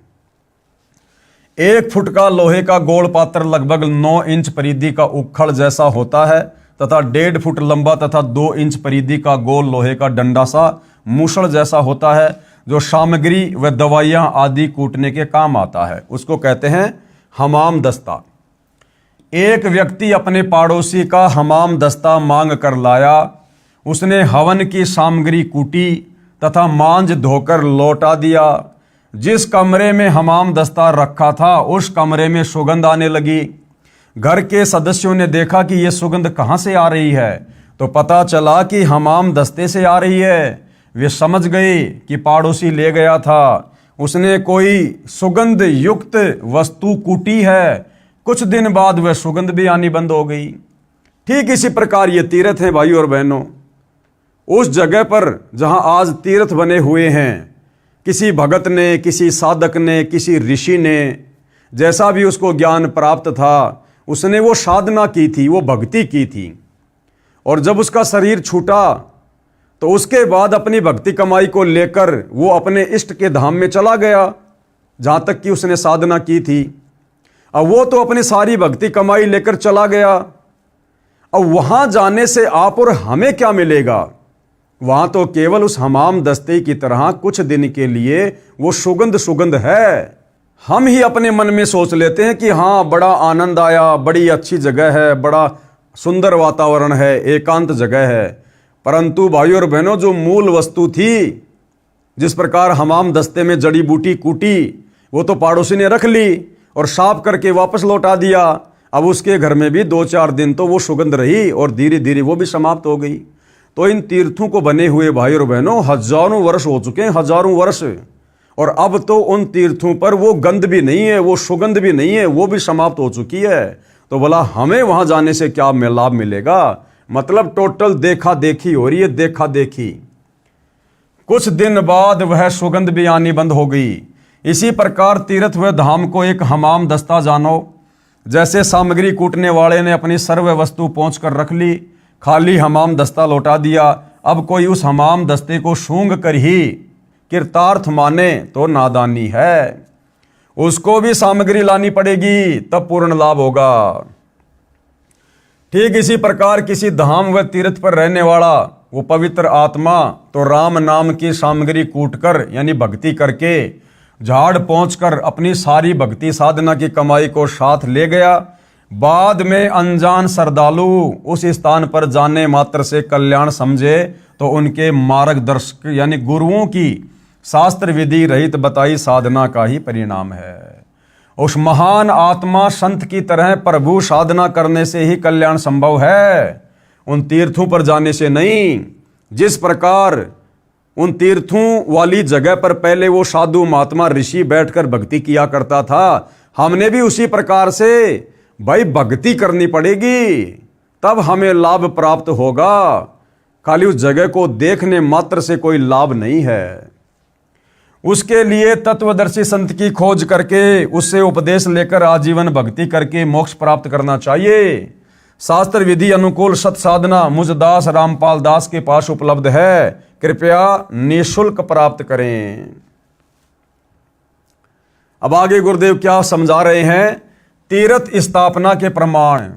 अब ये जितने भी तीर्थ धाम हैं नदियों के किनारे या तालाबों के किनारे, क्योंकि पहले हमारे साधु संत महात्मा ऋषिजन जो अपनी नादानी और अज्ञानता के चलते और घर परिवार को त्याग कर कर्म सन्यासी बनकर, जो कि गीता जी के विरुद्ध है, ये भक्ति करने के लिए जंगलों में चले जाया करते थे, किसी नदी के किनारे चले जाया करते थे और वहाँ बैठकर अपनी साधना किया करते थे जैसा भी उनको प्राप्त थी। और उनके मरने के बाद में वहाँ पर वो तीर्थ बन गए, वो धाम बन गए। तो इन तमाम प्रकार के धामों की, तीर्थों की, जहाँ पर आज ज़्यादातर हिंदू समाज अज्ञानता में भटक रहा है, इनकी स्थापना कैसे हुई?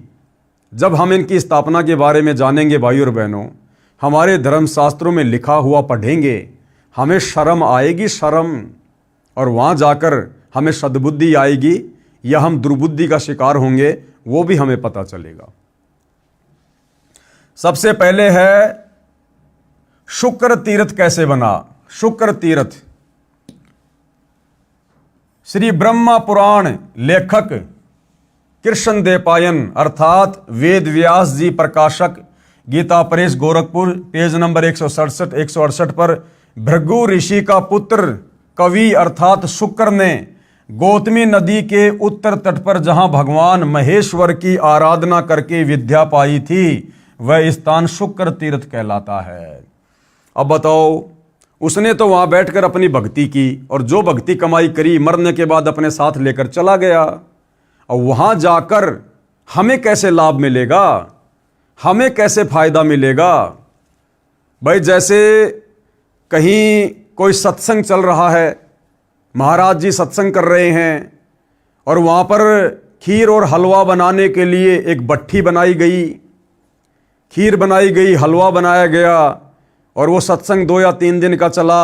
लोगों ने सत्संग भी सुना और साथ में बढ़िया बढ़िया भोजन भी खाया, हलवा खाई, खीर खाई। अब वो सत्संग समाप्त हो गया, श्रद्धालुओं ने सारा सामान वहां से उठा लिया, टेंट भी उखाड़ लिए, महाराज जी भी चले गए, भगत भी चले गए। अब वो भट्ठी पड़ी है, राख पड़ी है। अब कोई व्यक्ति वहां जाकर ये कहे कि चल तुझे वहां लेके चलता हूं जहां पर महाराज जी आए थे, सत्संग किया था और वहां पर खीर बनाई थी, हलवा बनाया था। और वो व्यक्ति वहां जाकर देखता है कि वहां पर वो भट्ठी है और भट्ठी के चारों तरफ राख है। अब भाई ना वहां पर हलवा मिल सकता, ना वहां पर आपको खीर मिलेगी। वो तो जिस समय वो महात्मा था, सत्संग कर रहा था, अगर उस समय आप जी होते, वहां जाते, तो सत्संग भी सुनने को मिलते और बढ़िया बढ़िया भोजन भी खाने को मिलते। अब महाराज जी तो अपना सामान समेट कर कहीं और चला गया सत्संग करने के लिए, और वहां तो केवल वो भट्ठी भट्ठी है, वो केवल यादगार है कि हाँ यहां पर सत्संग हुआ था, इस भट्ठी के ऊपर खीर बनी थी, हलवा बना था, वो केवल यादगार है। उस भट्ठी के चाहे 50 चक्कर काट लो, आपकी भूख शांत नहीं हो सकती। तो इसी प्रकार ये जितने भी तीर्थ हैं, धाम हैं, वहां पर किन किन लोगों ने कैसी कैसी घटनाओं को जन्म दिया, क्या क्या घटनाएं घटित हुई, किसी ने अच्छे कार्य किए, किसी ने बुरे कार्य किए, उसके बाद वो तो शरीर छोड़ के चले गए और पीछे से हमारे नादान धर्मगुरुओं ने काल प्रेरणा से हमें अध्यात्म के नाम पर भटकाने के लिए उनको तीर्थों का नाम देकर और अपनी धार्मिक पूजाएं शुरू करवा दी, अपनी पेट पूजा के लिए वहां पर एक प्रकार से धार्मिक धंधा शुरू करवा दिया। तो इस प्रकार से ये शुक्र तीर्थ की स्थापना हुई थी, जहां पर वर्तमान में जाने से हमें किसी प्रकार का कोई लाभ नहीं है। अब आगे ध्यान से पढ़ना भाइयों और बहनों। सरस्वती संगम तीर्थ तथा पुरूरव तीर्थ, इनकी स्थापना कैसे हुई, जहां पर लाखों श्रद्धालु प्रति वर्ष जाते हैं। श्री ब्रह्मा पुराण पेज नंबर 172 173 पर यह प्रमाणित बातें हैं। सतगुरु रामपाल जी ने अपने हाथ से, अपने तरफ से एक भी मनमुखी बात, एक भी मनमुखी शब्द नहीं लिखा है। ये जो भी प्रमाण हैं इन तीर्थों के, आपको साथ में उस पुराण का नाम कौन से पेज पर है, कौन से अध्याय में है, साफ साफ बताया जा रहा है। 200-250 रुपये का पुराण आता है, किसी भी धार्मिक पुस्तक की दुकान से लेकर खरीद कर देख सकते हैं। तो ये जो सरस्वती संगम है, जिसको पुरूरव तीर्थ भी कहते हैं, जहां पर लाखों श्रद्धालु जाते हैं, सोचिए वो कैसे बना। श्री ब्रह्म पुराण पेज नंबर 172 173 पर एक दिन राजा पुरूरवा श्री ब्रह्मा जी की सभा में गए। वहां ब्रह्मा जी की पुत्री सरस्वती को देखकर उससे मिलने की इच्छा व्यक्त की। ब्रह्मा जी की सभा में पृथ्वी लोक से राजा पुरूरवा गया और उसने वहां पर जब ब्रह्मा जी की बेटी सरस्वती को देखा, जो अति सुंदर थी, तो राजा के मन में उससे मिलने की इच्छा जागृत हुई।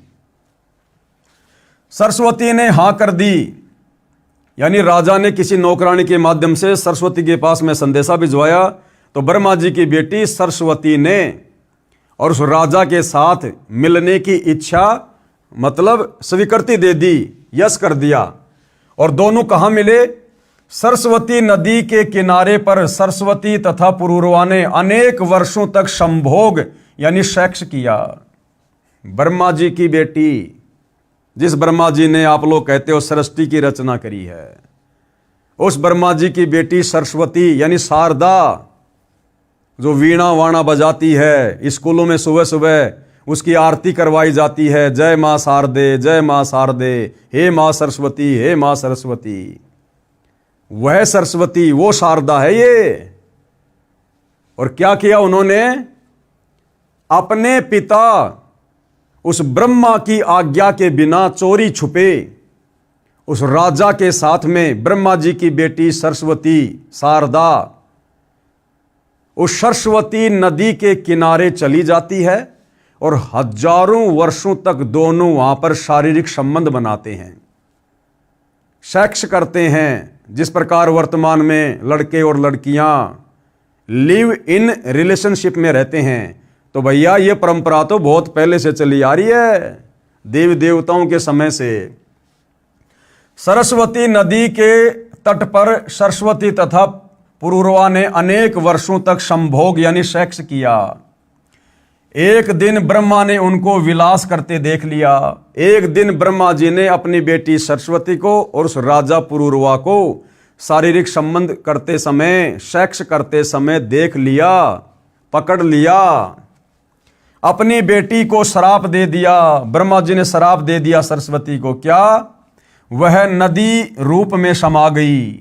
जहां पर पुरूरवा तथा सरस्वती ने संभोग किया था, यानी कई वर्षों तक शारीरिक संबंध बनाते रहे, वो कुकर्म करते रहे, वह पवित्र तीर्थ सरस्वती संगम नाम से विख्यात हो गया। जहां पर पुरूरवा ने महादेव की भक्ति की, वह स्थान पुरूरवा तीर्थ नाम से विख्यात हुआ। अब बताइए भाइयों और बहनों, ऐसी गंदी हरकत से जिस सरस्वती तीर्थ का जन्म हुआ, उस तीर्थ पर जाने से, पूजा करने से, भक्ति करने से क्या कभी हमें सद्बुद्धि मिलेगी? हम उल्टा दुर्बुद्धि का शिकार होंगे। यदि हम अपने बच्चों को उन तीर्थों पर लेकर जाएंगे और यदि ये कथा उनको सुनाएंगे, क्योंकि तीर्थ पर जाएंगे तो तीर्थ के विषय में जानने की इच्छा तो होती है ना, तो गाइड लोग क्या बताएंगे? यही कथा सुनाएंगे कि भैया सरस्वती तीर्थ की स्थापना कैसे हुई, तो यही विषय वासना की कहानी सुनाई जाएगी, ये कामसूत्र की बातें सुनाई जाएंगी। तो सोचिए आपके मन में क्या गंदे विचार उत्पन्न होंगे, आपके बच्चों के मन में क्या गंदे विचार उत्पन्न होंगे। आपको क्या मिला वहां जाकर, भक्ति या बकवाद? इसलिए सतगुरु रामपाल जी इन सभी तीर्थों पर, धामों पर ना जाने की सलाह देते हैं, क्योंकि ये शास्त्र विरुद्ध साधना है।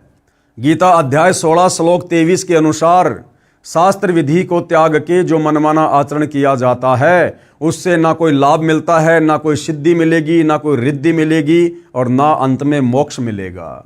तो ये है भाइयों और बहनों सरस्वती संगम तीर्थ की कहानी। आगे देखिए 3 नंबर, वृद्धा संगम तीर्थ। इस वृद्धा संगम तीर्थ की नींव कैसे पड़ी? श्री ब्रह्म पुराण पेज नंबर 173 से 175। एक गौतम ऋषि थे, उनका 1000 वर्ष की आयु तक विवाह नहीं हुआ। वह वेद ज्ञान भी नहीं पढ़ा था, केवल गायत्री मंत्र याद था, उसी का जाप करता था। एक दिन वह एक पर्वत पर एक गुफा में गया। वहां पर 90,000 वर्ष की आयु की एक बुढ़िया स्त्री मिली। दोनों ने विवाह कर लिया। बताओ, उस ऋषि ने जो भक्ति करने गया था और थोड़ी सी उम्र का था, और उसने अपने दादी की उम्र की 90,000 साल की बुढ़िया के साथ में उसने शादी कर ली। एक दिन वशिष्ठ ऋषि तथा वामदेव ऋषि वहां गुफा में अन्य ऋषियों के साथ आए। उन्होंने गौतम ऋषि का उपहास किया। कहा कि हे गौतम जी, ये बुढ़िया आपकी माँ है या आपकी दादी माँ है? उनके जाने के पश्चात दोनों बहुत दुखी हुए। अगस्त ऋषि की राय से गोदावरी नदी के गोमती तट पर गए और कठोर तपस्या करने लगे। उन्होंने भगवान शंकर और विष्णु का शतवन किया, यानी आराधना की, तथा पत्नी के लिए गंगा जी को भी खुश किया। गंगा ने उनके तप से प्रसन्न होकर कहा, ब्राह्मण, आप मंत्र पढ़ते हुए मेरे जल से अपनी पत्नी का अभिषेक करो, इससे वह रूपवती हो जाएगी। गंगा जी के आदेश से दोनों ने एक दूसरे के लिए ऐसा ही किया। दोनों पति पत्नी सुंदर रूप वाले हो गए, वो गौतम ऋषि और वो 90 साल की बुढ़िया, दोनों जवान हो गए। वह जल जो मंत्रों का था, उससे बुढ़िया का नाम नदी बह चली। उसी स्थान पर गौतम ऋषि ने उस बुढ़िया के साथ जो युवती हो गई थी, मन भरकर संभोग किया। बताइए, और हम वहां जा रहे हैं मुक्ति प्राप्त करने के लिए, सद्बुद्धि प्राप्त करने के लिए। अरे भैया, वहां तो कामसूत्र की घटनाएं घटी हैं, वो तो विषय वासनाओं के अड्डे थे। जमकर लोगों ने सेक्स किया, संभोग किया, कुकर्म किए। और हम ऐसी अपवित्र जगह पर जाकर कैसे सद्बुद्धि को प्राप्त कर सकते हैं? कैसे हमें कोई भक्ति लाभ मिलेगा? कैसे हमें कोई पुण्य मिल सकता है? तब से उस स्थान का नाम वृद्धा संगम तीर्थ हो गया। वहीं पर गौतम ऋषि ने साधनार्थ एक शिवलिंग स्थापित किया था, वह भी उस बुढ़िया के नाम पर वरदेश्वर कहलाया। इस बुढ़िया संगम तीर्थ की कथा सब पापों का नाश करने वाली है, ऐसा उस पुराण में लिखा हुआ है। अब बताओ, वो खुद इतने कुकर्म करके और पाप की मालगाड़ी भर के ले गए, जिंदगी भर सेक्स करके, संभोग करके, कुकर्म करके, और वहां जाने से हमारे पाप कर्मों का नाश कैसे होगा? वहां किया हुआ स्नान दान सब मनोरथों को सिद्ध करने वाला है। इसलिए तो सबका कल्याण हो रहा है, सबकी बुद्धि भ्रष्ट हो रही है इन तीर्थों पर जा जाकर। आगे पढ़िए भाई और बहनों, हमारे देवताओं की ओर करतूतें। अश्व तीर्थ तथा भानु तीर्थ तथा पंचवटी आश्रम की स्थापना। श्री ब्रह्मा पुराण पेज नंबर 162 से 163 तथा श्री मार्कंडे पुराण पेज नंबर 173 से 175 पर लिखा है, महर्षि कश्यप के ज्येष्ठ पुत्र आदित्य सूर्य हैं।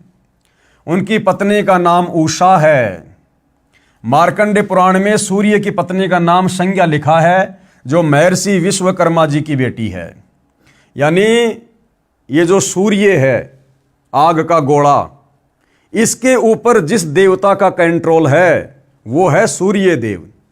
सूर्य देव जी की पत्नी का नाम है उषा, जो कि विश्वकर्मा जी की बेटी है। विश्वकर्मा जी कौन है? ये देवी देवताओं के कारीगर हैं, उनके मकान बनाते हैं, उनकी बिल्डिंगें बनाते हैं। फिर क्या हुआ? सूर्य की पत्नी अपने पति सूर्य के तेज को सहन न कर सकने के कारण दुखी रहती थी। एक दिन अपनी सिद्धि शक्ति से अन्य स्त्री अपनी ही स्वरूप की उत्पन्न की। उसे कहा, आप मेरे पति की पत्नी बनकर रहो, तेरी तथा मेरी शकल समान है। अब देखो भाई और बहनों, इनके कारनामे। अब सूर्य की जो पत्नी थी वो अपने पति के तेज को सहन नहीं कर पा रही थी, तो उसने क्या किया? अपनी वचन शक्ति से एक स्त्री को उत्पन्न किया और अपने उस पति के लिए, उसके साथ संभोग करने के लिए उसको वहीं छोड़ दिया। अब सोचो भाई और बहनों, मेरे वचन से यदि कोई संतान उत्पन्न मैं करूंगा, स्त्री या पुरुष, तो वो मेरी संतान होती है। अब बताओ, उसने अपनी ही वचन से उत्पन्न बेटी को, स्त्री को, और अपने ही पति के समक्ष संभोग के लिए पेश कर दिया। और क्या कहा उसने? उषा ने, आप यह भेद मेरी संतान तथा मेरे पति को नहीं बताना। यह कहकर संज्ञा यानी उषा तप करने के मकसद से उत्तर कुरुक्षेत्र में चली गई। वहां घोड़ी का रूप धारण करके तपस्या करने लगी। अब सूर्य की पत्नी उषा तपस्या करने चली गई और घोड़ी का रूप बना लिया, ताकि मेरा पति मुझे पहचान ना सके, मुझे दुखी ना करे, क्योंकि सूर्य देव उषा को बार बार शारीरिक संबंध बनाने के लिए दुखी करता था, परेशान करता था, और इस प्रकार की गतिविधियों से उषा बहुत ज्यादा दुखी थी, परेशान थी। भेद खुलने पर सूर्य भी घोड़े का रूप धारण करके वहां गया। जब सारी बातों का सूर्य देव को पता चला उस स्त्री के माध्यम से कि तेरी ओरिजिनल पत्नी तो ऐसे ऐसे घोड़ी का रूप बनाकर फला फला जगह तप करने गई है, जहां संज्ञा यानी उषा घोड़ी रूप में तपस्या कर रही थी, घोड़े रूप में सूर्य ने घोड़ी रूपधारी संज्ञा से संभोग करना चाहा। ये देवी देवता भी भाई और बहनों आम इंसानों से भी इन विषय विकारों के मामले में गिरे हुए हैं। उषा यानी संज्ञा घोड़ी रूप में वहां से भागकर गौतमी नदी के तट पर आई और घोड़ा रूपधारी सूर्य ने भी पीछा किया। वहां आकर घोड़ी रूप में अपने पतिव्रत धर्म की रक्षा के लिए घोड़ा रूपधारी पति को न पहचान कर उसकी ओर अपना पिछला भाग न करके मुख की ओर से ही सामना किया। दोनों की नासिका मिली। सूर्य वासना के वेग को रोक नहीं सके तथा घोड़ी रूपधारी उषा के मुख और ही संभोग करने के मकसद से प्रयत्न किया। नासिका द्वारा वीर्य प्रवेश से घोड़ी रूपधारी उषा के मुख से दो पुत्र कौन कौन, अश्वनी कुमार यानी नासत्य तथा दशर उत्पन्न हुए। इस प्रकार की उल्टी और गलत हरकत करने के चलते सूर्य देव के दो पुत्र उत्पन्न हुए उषा से तथा शेष वीर्य जमीन पर गिरने से रेवंत नामक पुत्र उत्पन्न हुआ। वह स्थान अश्व तीर्थ, भानु तीर्थ तथा पंचवटी आश्रम के नाम से विख्यात हुआ। अब बताओ भाइयों और बहनों, बताओ धन्य है हमारे देवी देवता। भाइयों और बहनों, 21 ब्रह्मांड में ये झंझट, लड़ाई झगड़ा, पति पत्नी का, विषय वासनाओं का, काम वासना का, ये इसी प्रकार से आग लगी हुई है। आग। आप और हम देवी देवता बनना चाहते थे ना।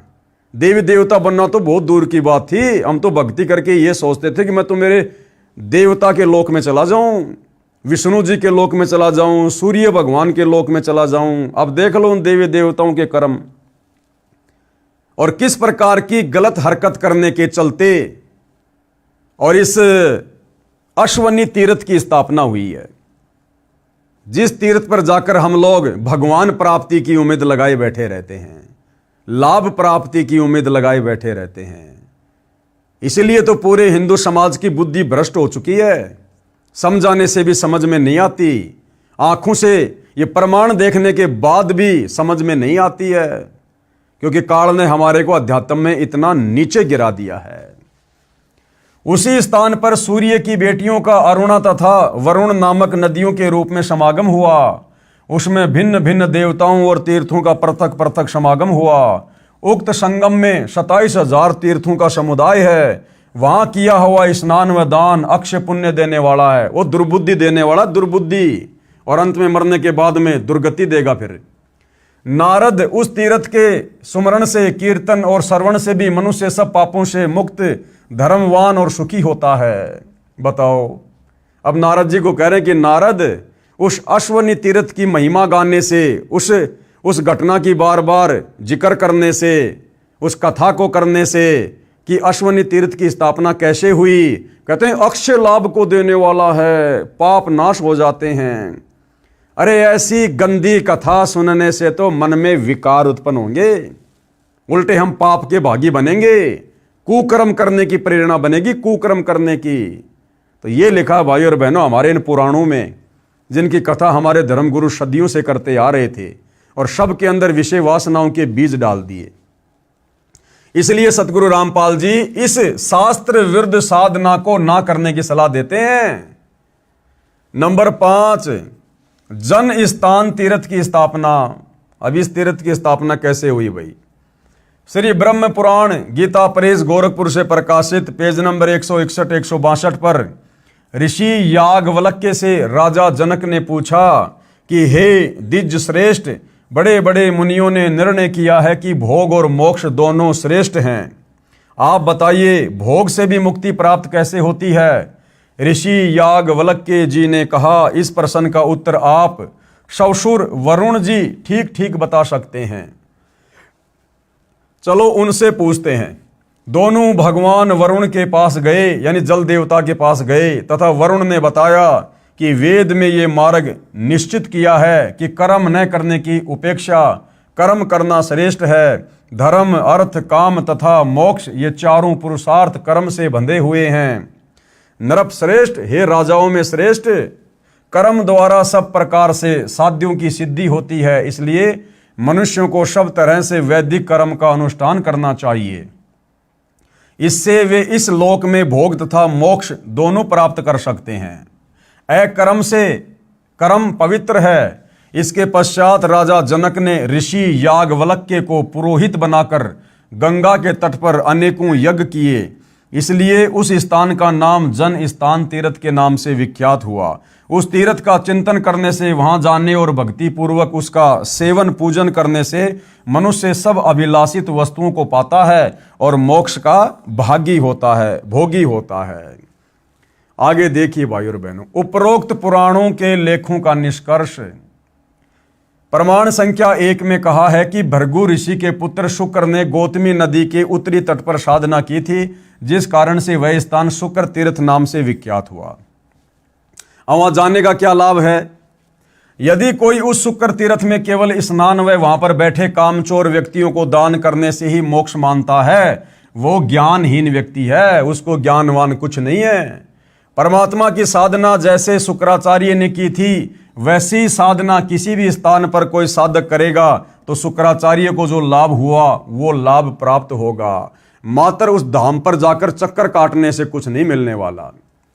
यही स्थिति प्रमाण संख्या 5 की समझें कि गंगा के तट पर जिस स्थान पर राजा जनक ने अनेकों अश्वमेध यज्ञ किए, एक अश्वमेध यज्ञ में करोड़ों रुपए, वर्तमान में अरबों रुपए खर्च हुए थे, तब राजा जनक को स्वर्ग प्राप्ति हुई थी। यदि कोई अज्ञानी कहे कि उस जन स्थान तीर्थ पर जाने व स्नान करने तथा वहां उपस्थित ऐबी यानी शराबी, तमाकू व मांस सेवन करने वाले व्यक्तियों को दान करने से राजा जनक वाला लाभ मिलेगा, क्या ये बात न्याय संगत है? बिल्कुल भी नहीं है। इतना कुछ करने के पश्चात भी राजा जनक मुक्त नहीं हो सका। वही आत्मा कलयुग में संत नानक जी के रूप में श्री कालूराम मेहता के घर जन्मा, फिर पूर्ण परमात्मा की भक्ति पूर्ण गुरु कबीर परमेश्वर से नाम प्राप्त करके की, तब उस आत्मा का मोक्ष हुआ। तो भला उस तीर्थ पर जाने मात्र से आप और हमारा वर्तमान में कलयुगी जीवों का कैसे उद्धार हो जाएगा?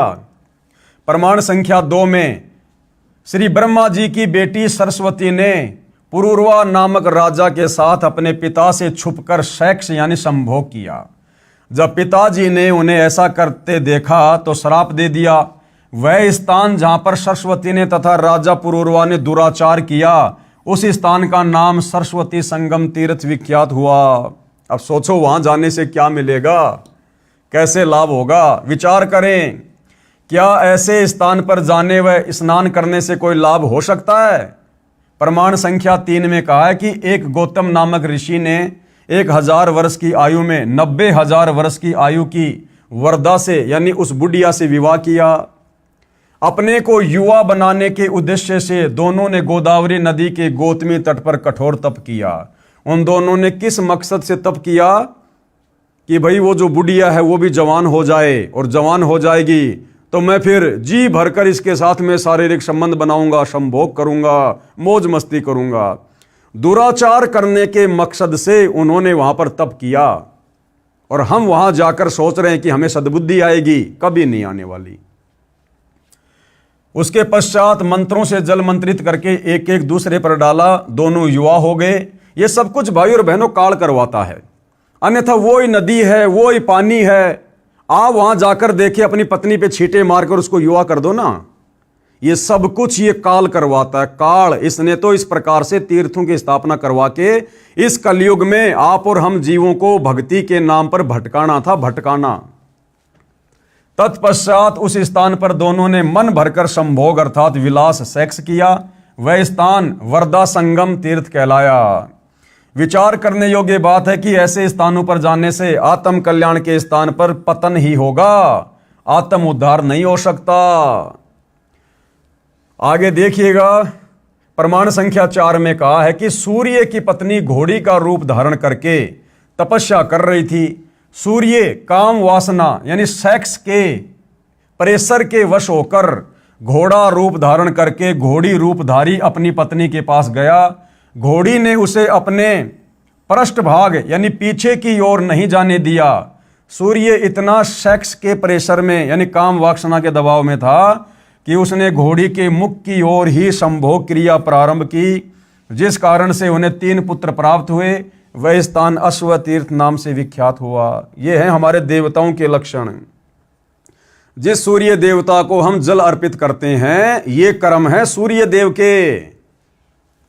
वहीं पर सूर्य की 2 बेटियां जाकर नदी बनकर बहने लगी, जिस कारण से वही स्थान पंचवटी आश्रम नाम से भी प्रसिद्ध हुआ।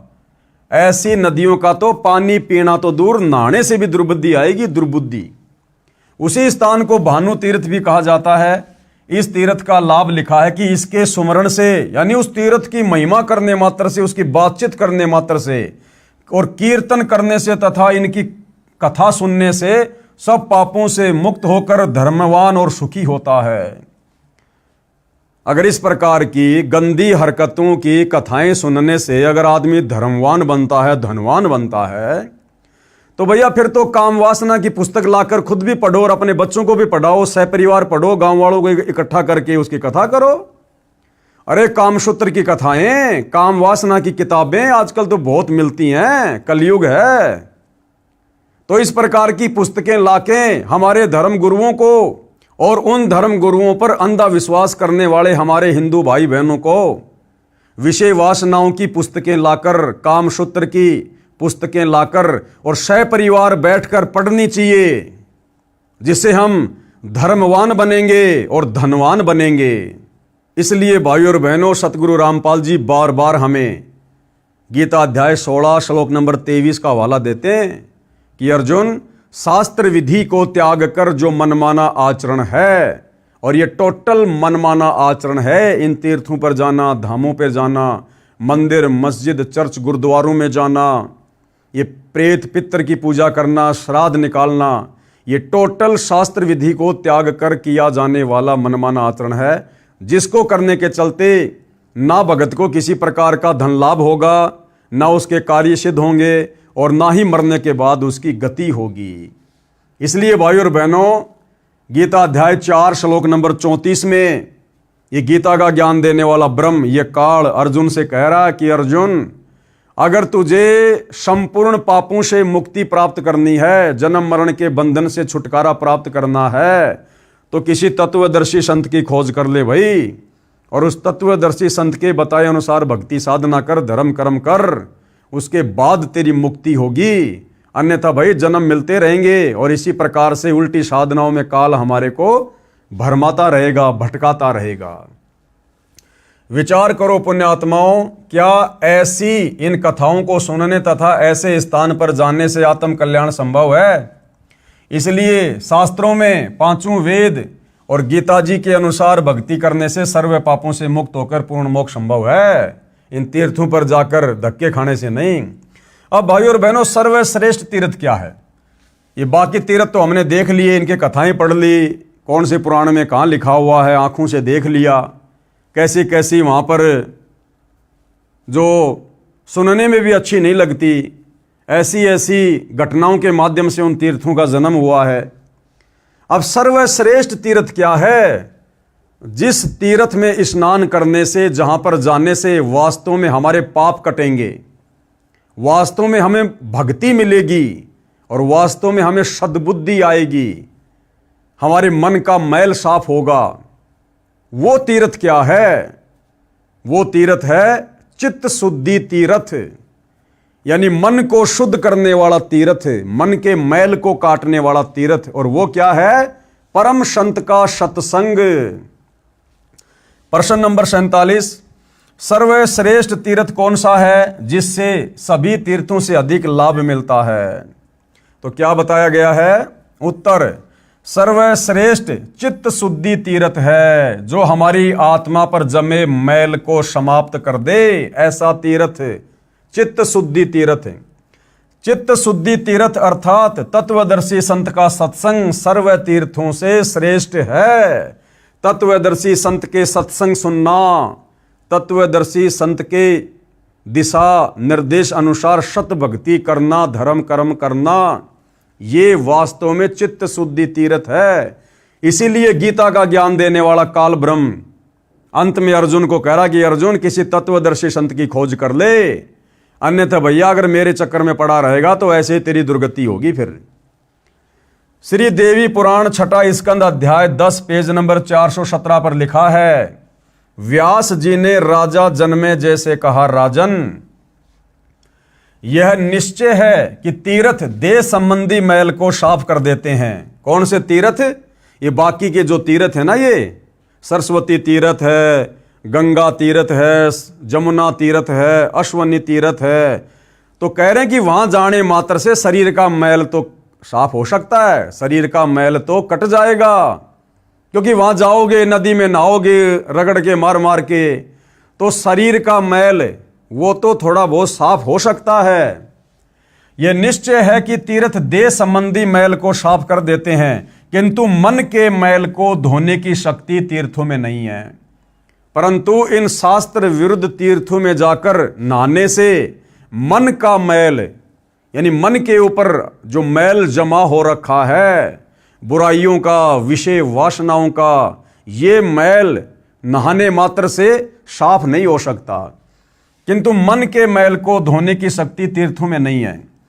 चित्त शुद्धि तीर्थ गंगा आदि तीर्थों से भी अधिक पवित्र माना जाता है। कौन सा?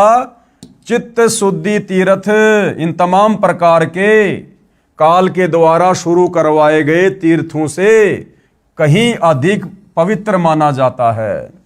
यदि भाग्यवश चित्त शुद्धि तीर्थ सुलभ हो जाए, भाई बहनों यहां पर भाग्यवश शब्द लिखा है, भाग्यवश, और ये जितने भी तीर्थ हैं जो काल ने शुरू करवाए हैं, वहां पर भाग्यवश नहीं लिखा हुआ। यानी परम संत का सत्संग, तत्वदर्शी संत की शरण बड़े सौभाग्य से मिलती है, बड़े सौभाग्य से। युगों युगों के मजबूत संस्कार के बाद हमें तत्वदर्शी संत की शरण मिलती है, ये सत भक्ति करने का मौका मिलता है। तो क्या कह रहे हैं कि भाग्यवश चित्त शुद्धि तीर्थ सुलभ हो जाए, तो अर्थात तत्वदर्शी संतों का सत्संग रूपी तीर्थ प्राप्त हो जाए, तो मानसिक मैल के धुल जाने में कोई संदेह नहीं, यानी मल का सारा मैल साफ हो जाएगा। परंतु राजन, इस चित्त शुद्धि तीर्थ को प्राप्त करने के लिए ज्ञानी पुरुषों अर्थात तत्वदर्शी संतों के सत्संग की विशेष आवश्यकता है। वेद शास्त्र व्रत तप यज्ञ और दान से चित्त शुद्धि होना बहुत कठिन है। वशिष्ठ जी ब्रह्मा जी के पुत्र थे, उन्होंने वेद और विद्या का सम्यक प्रकार से अध्ययन किया था, गंगा के तट पर निवास करते थे, तथापि द्वेष के कारण उनका विश्वामित्र के साथ झगड़ा हो गया और दोनों ने परस्पर श्राप दे दिए तथा उनमें भयंकर युद्ध होने लगा। इससे सिद्ध हुआ कि संतों के सत्संग से चित्त शुद्धि कर लेना अति आवश्यक है, अन्यथा इन नदी और तालाबों वाले तीर्थों पर नाते नाते वशिष्ठ और विश्वामित्र का भी मन का मैल साफ नहीं हुआ और उन दोनों ने एक दूसरे को श्राप दे दिया था मरने का, और भयंकर युद्ध हुआ उनमें। अन्यथा वेद ज्ञान तप व्रत तीर्थ दान तथा धर्म के जितने साधन हैं, वे सब के सब कोई विशेष प्रयोजन सिद्ध नहीं कर सकते। श्री देवी पुराण से लेख समाप्त। अब बताओ भाइयों और बहनों, कौन से तीर्थों पर जाकर चित्त शुद्ध होगा, कौन से तीर्थों पर जाकर मन का मैल साफ होगा, कौन से तीर्थ पर जाकर सद्बुद्धि आएगी और कौन से तीर्थों पर जाकर हम दुर्बुद्धि के शिकार होंगे। अब ये निर्णय तमाम प्रकार के सबूत देखने के बाद हमने स्वयं करने पड़ेंगे। हम इंसान हैं, जानवर नहीं हैं। और ये धर्मशास्त्र, ये पुराण सतगुरु रामपाल जी ने नहीं लिखे। जिस महर्षि वेदव्यास जी को आप हिंदू समाज के भाई बहन भगवान की संज्ञा देते हैं कि भगवान वेदव्यास, आपके उसी भगवान वेदव्यास ने लिखे हैं। कम से कम उनकी लेखनी को तो सत्य मानो। सतगुरु रामपाल जी तो केवल तुम्हें सत्य से परिचित करवा रहे हैं, तुम्हारा जीवन नाश होने से बचा रहे हैं। विशेष विचार। उपरोक्त श्री देवी पुराण के लेख से स्पष्ट है कि तत्वदर्शी संतों के सत्संग से श्रेष्ठ कोई भी तीर्थ नहीं है, और वर्तमान में वह तत्वदर्शी संत सतगुरु रामपाल जी हैं। उनके सत्संग भले आप घर बैठे मोबाइल से यूट्यूब पर सुनो, चाहे उनसे कोई मेमोरी कार्ड प्राप्त करके या टीवी चैनल पर उनके सत्संग आते हैं वो सुनो, इससे बढ़कर संसार में दूसरा कोई चित्त शुद्धि तीर्थ यानी मन के मैल को, विकारों को शुद्ध करने वाला तीर्थ नहीं है। तथा तत्व दृष्टा संत के बताए मार्ग से साधना करने से कल्याण संभव है। और मोक्ष कैसे होगा? उसी तत्वदर्शी संत के बताए अनुसार भक्ति साधना करने से मोक्ष संभव है। बाकी तीर्थ व्रत तप दान आदि व्यर्थ प्रयत्न है। तत्वदर्शी संत के अभाव के कारण केवल चारों वेदों में वर्णित भक्ति विधि से पूर्ण मोक्ष लाभ नहीं है। परमेश्वर कबीर जी ने क्या कहा है इस विषय पर? सतगुरु बिन वेद पढ़े जो प्राणी और समझे न सार रहे अज्ञानी। ये हमारे जितने भी धर्मगुरु हैं, आचार्य शंकराचार्य हैं, जिनके हम नाम गांव पते जानते हैं, इनको किसी को भी वेद ज्ञान नहीं, गीता का ज्ञान नहीं। केवल संस्कृत भाषा बहुत अच्छी आती थी, जिस कारण से इन्होंने वेदों को, गीता को, श्लोकों को कंठस्थ याद कर लिया, उन कथाओं को सुनाना प्रारंभ कर दिया और रोजी रोटी का धंधा इन्होंने इन धर्मशास्त्रों को बनाया। परंतु मुक्ति का मार्ग इनके पास नहीं है। ये लोग तत्वदर्शी संत के अभाव में इन हमारे धर्मशास्त्रों में, वेदों में, गीता जी में वास्तव में लिखा क्या है भक्ति और भगवान के विषय में, ये लोग निष्कर्ष नहीं निकाल पाए। तो कहते हैं सतगुरु के बिना जो व्यक्ति वेद पढ़ेगा, समझे ना सार रहे अज्ञानी। सतगुरु यानी सच्चा गुरु। खाली लाल कपड़े पहन लेने से, गले में रुद्राक्ष की माला डाल लेने से, ऊंची ऊंची संस्कृत बोलने से कोई सतगुरु नहीं होता। या अपने नाम से पहले सतगुरु शब्द लिखवा ले, वो सतगुरु नहीं होता। सतगुरु वो होता है जो अध्यात्म के विषय में हम धर्मशास्त्रों का सार निकाल कर दे दे आत्मा के कल्याण के लिए। तो वर्तमान में वह सतगुरु रामपाल जी हैं। उनके शरण में आए बिना भाई, चाहे देवी देवता हो, चाहे ब्रह्मा विष्णु महेश हो, चाहे शंकराचार्य हो, चाहे आचार्य हो, ये अध्यात्म के विषय में क ख ग भी नहीं जान सकते और अंत में ये अज्ञानी ही रहेंगे। सतगुरु बिन काहू न पाया ज्ञाना, जो थोता बुस छिड़े मूड किसाना। 68 तीर्थ भ्रम भ्रम आवे, सब फल सतगुरु चरना पावे। ये दुनिया भर के जो 68 तीर्थ हैं, लोग नादानी में जिनकी यात्रा करते हैं, लाखों रुपया खर्च करते हैं, कहते हैं सच्चे सतगुरु की शरण में आकर उनके बताए अनुसार भक्ति कर। सच्चे सतगुरु के चरणों में 68 तीर्थों से भी ज्यादा लाभ तुझे घर बैठे मिलेगा। 68 तीर्थ भ्रम भ्रम आवे, 100 फल सतगुरु के चरणों में पावे। और कबीर तीर्थ कर कर जग मुआ, उड़े पानी नहाए। सत नाम के जाप नहीं, काल घसीटे जाए। चाहे कितना तीर्थों में जाके नहा लो, लेकिन भाई सच्चे सतगुरु से जब तक सच्चा नाम नहीं मिलेगा, सतनाम नहीं मिलेगा, तब तक काल आपकी ऐसे दुर्गति रखेगा। सूक्ष्म वेद अर्थात तत्व ज्ञान में क्या कहा है? 68 तीर्थ ब्रह्म ब्रह्म आवे, 100 फल सतगुरु चरणों पावे। गंगा यमुना बद्री समेते, जगन्नाथ धाम है जेते। तुम्हारी गंगा नदी, यमुना नदी, तुम्हारा ये बद्रीनाथ समेत ये जो जगन्नाथ धाम है, जितने भी धाम हैं, उनमें भ्रमणे भटकने से कोई भी फल प्राप्त नहीं होगा। भर में फल प्राप्त होए न जेतो, और गुरु सेवा में फल पावे ते। तो उन धामों पर भटकने से तुम्हें वो फल नहीं मिलेगा जो फल तुम्हें सतगुरु की सच्ची भक्ति में, सच्चे सुमरण में मिलेगा। कोटिक तीर्थ सब कर आवे, गुरु चरणा फल तुरंत ही पावे। चाहे तुम दुनिया भर के कितने तीर्थों पर जाकर धक्के खा लो, करोड़ों तीर्थों पर चाहे तुम करोड़ों बार जाओ, तुम्हें कोई लाभ किसी भी प्रकार का अध्यात्म का नहीं मिलेगा। और सतगुरु के चरणों में यानी उनके बताए अनुसार सत भक्ति, सत सुमरण करने से आपको थोड़े से सुमरण से करोड़ों तीर्थों से भी कहीं ज्यादा लाभ मिलेगा। सतगुरु मिले तो अगम बतावे। अगम यानी मोक्ष का मार्ग बताएगा, सनातन परम धाम की जानकारी देगा। और जम की आंच ताही नहीं आवे। जम यानी ये काल, यमराज, ये हमें किसी प्रकार से दुखी नहीं कर सकता, गधा कुत्ता सुअर नहीं बना सकता, तपतशिला पर नरक में नहीं डाल सकता। भक्ति मुक्ति को पंथ बतावे कौन? सच्चा सतगुरु। और बुरा होण को पंथ छुड़ावे। और जो बुराइयां होती हैं, सच्चा सतगुरु अपना ज्ञान देकर चित्त शुद्धि तीर्थ में हमें डुबकी लगवाकर, चित्त शुद्धि तीर्थ क्या? सच्चे सतगुरु का सत्संग हमारी सारी बुराइयां छुड़वा देता है। और सतगुरु भक्ति मुक्ति के दानी, सच्चा सतगुरु ही भक्ति देकर फिर मुक्ति दिलवाता है। और सतगुरु बिना न छूटे खानी। बिना सच्चे सतगुरु तत्वदर्शी संत की शरण में आए बिना हमारी 4 खानियां नहीं समाप्त हो सकती। अंडज, जेरज, उद्भज, श्वेतज, ये 4 प्रकार की खानियां हैं जिनमें 84 लाख प्रकार के जीव कष्ट भोगते हैं। तो बिना सच्चे सतगुरु की शरण के हम इन 4 खानियों में भ्रमने भटकने से नहीं बच सकते।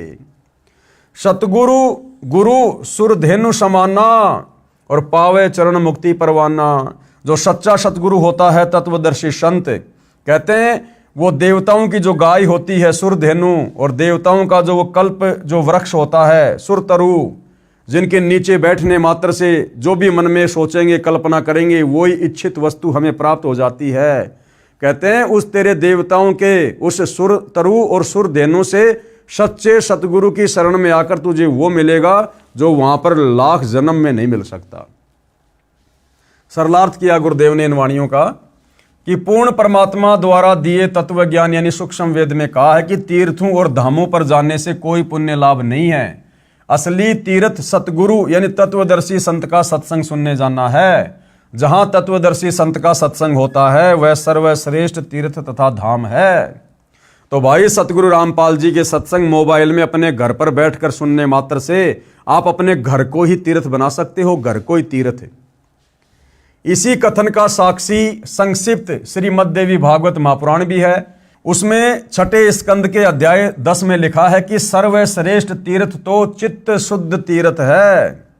जहां तत्वदर्शी संत का सत्संग चल रहा है उसके अध्यात्म ज्ञान से चित्त की शुद्धि होती है, मन का मैल समाप्त होता है, भक्ति के विषय में जानकारी प्राप्त होती है, बुराइयां छूटती है, शास्त्रोक्त अध्यात्म ज्ञान तथा शास्त्रोक्त भक्ति विधि का ज्ञान होता है। यानी वास्तव में मुक्ति के लिए सच्ची भक्ति क्या है यह तत्वदर्शी संत के सत्संगों से पता चलता है, जिससे जीव का कल्याण होता है। अन्य तीर्थ मात्र भ्रम है। बाकी भाई गंगा, जमुना, सरस्वती, अश्वनी तीर्थ, सरस्वती तीर्थ, बद्रीनाथ, केदारनाथ, नैना देवी, ज्वाला देवी, ये सब भ्रम है, भ्रम। वहां जाकर केवल धक्के तो खा सकते हो, पाप के भागी तो बन सकते हो, परंतु आत्म कल्याण नहीं है। इसी पुराण में लिखा है कि सतगुरु रूप तीर्थ मिलना अति दुर्लभ है। यानी सच्चे सतगुरु का मिलना भाई ये अति दुर्लभ है। देवता लोग भी सतगुरु की शरण में आने के लिए तरसते हैं, तड़पते हैं, और आप और हमें वह सतगुरु बड़ी आसानी से वर्तमान में सुलभ है। तो भाई और बहनों, समझदार तो मौका उठा लेगा, देर नहीं करेगा। सूक्ष्म वेद में बताया है कि सतगुरु तो कल्प वृक्ष तथा कामधेनु के समान है। जैसे पुराणों में कहा है कि स्वर्ग में कल्प वृक्ष तथा कामधेनु है, उनसे जो भी मांगो सब सुविधाएं प्रदान कर देते हैं। इसी प्रकार सतगुरु जी सत्य साधना बताकर सर्व लाभ भगत को प्रदान करवा देते हैं तथा अपने आशीर्वाद से भी अनेकों लाभ देते हैं। भक्ति करवाकर मुक्ति की राह आसान कर देते हैं। इसलिए कहा है कि एक साधे सब सदे, सब साधे सब जाए, और माली सिंचे मूल को फले फूले अघाए। एक साधे सब सदे, एकमात्र तत्वदर्शी संत सतगुरु रामपाल जी की शरण में आकर भक्ति करने से हमें वो तमाम प्रकार के आध्यात्मिक, सांसारिक और भौतिक लाभ प्राप्त होंगे जो हम इस काल के द्वारा शुरू करवाए गए धामों पर, तीर्थों पर और शास्त्र विरुद्ध साधना को करके असंख्य जन्म भी प्राप्त नहीं कर सकते। शब्दार्थ, एक सतगुरु रूप तीर्थ पर जाने से सब लाभ मिल जाता है। सब तीर्थों, धामों व अन्य अंधश्रद्धा भक्ति से सब लाभ समाप्त हो जाते हैं। जैसे आम के पौधे की एक जड़ की सिंचाई करने से पौधा विकसित होकर पेड़ बनकर बहुत फल देता है। यदि पौधे को उल्टा करके जमीन में गड्ढे में शाखाओं की ओर से रोप कर शाखाओं की सिंचाई करेंगे तो पौधा नष्ट हो जाएगा। तो भैया काल के द्वारा शुरू करवाए गए इन तीर्थों पर, धामों पर जाना, मंदिर, मस्जिद, चर्च, गुरुद्वारों में जाकर भक्ति की उम्मीद करना, तो भैया पेड़ को यानी पौधे को गमले में शाखाओं की ओर से रोप कर सिंचाई करने जैसा है। वो पौधा सूखेगा ही सूखेगा। पौधे को गमले में जड़ की ओर से रोपना पड़ेगा और फिर जड़ की सिंचाई करनी पड़ेगी, जिससे पूरा पौधा बड़ा होगा, और बड़ा होगा तो उसके फल भी लगेंगे। तो भाई वो शास्त्र अनुकूल सत भक्ति वाला पौधा वर्तमान में सतगुरु रामपाल जी का सत्संग है। इसलिए एक सतगुरु रूप तीर्थ पर जाने से सर्व लाभ मिल जाता है। जैसा कि संक्षिप्त श्रीमद् देवी भागवत महापुराण में लिखा है कि सतगुरु रूप तीर्थ मिलना अति दुर्लभ है, परंतु आप जी को सतगुरु रूप तीर्थ अति सुलभ है। यानी वर्तमान में सतगुरु रामपाल जी बड़ी आसानी से आप और हमारी आत्मा के कल्याण के लिए धरती पर सुलभ हैं। इसमें आप और हमारी कोई उपलब्धि नहीं है। ये सतगुरु रामपाल जी परमेश्वर जी की एक दया है, एक मेहर है उनकी हमारे ऊपर, जो परमेश्वर ने ऐसे घोर कलयुग में इतनी आसानी से हमें अपना हाथ पकड़वा दिया। ये दास यानी सतगुरु रामपाल जी विश्व में एकमात्र सतगुरु तीर्थ यानी तत्वज्ञानी है, जिस तत्वदर्शी संत के विषय में गीता अध्याय 4 श्लोक 34 में गीता ज्ञान देने वाला ब्रह्म कह रहा है कि अर्जुन, तत्व ज्ञान के लिए तत्वदर्शी संत की खोज कर और उसकी खोज करने के बाद भली भांति उसको प्रसन्न कर, दंडवत प्रणाम कर, फिर वो तत्वज्ञानी महात्मा तुझे तत्व ज्ञान का उपदेश करेगा, यानी तेरे को भक्ति का मार्ग बताएगा, मुक्ति का रास्ता बताएगा, जिससे तेरा जन्म मरण समाप्त होगा, लक 84 मिटेगी और सनातन परम धाम सतलोक में चला जाएगा। आओ और सत्य भक्ति प्राप्त करके जीवन सफल बनाओ। क्या कह रहे हैं सतगुरु रामपाल जी कि नादानों, इतना सब कुछ आंखों देखने के बाद भी अगर तुम्हारी बुद्धि सत्य को स्वीकार नहीं करती है तो तुम्हारे में और जानवर में फिर कोई अंतर नहीं। परमात्मा कहते हैं भक्ति बिना नर और खर एक है। नर यानी इंसान, स्त्री या पुरुष, और खर यानी गधा। भक्ति बिना, भक्ति यानी सत्य ज्ञान, सत्य भक्ति।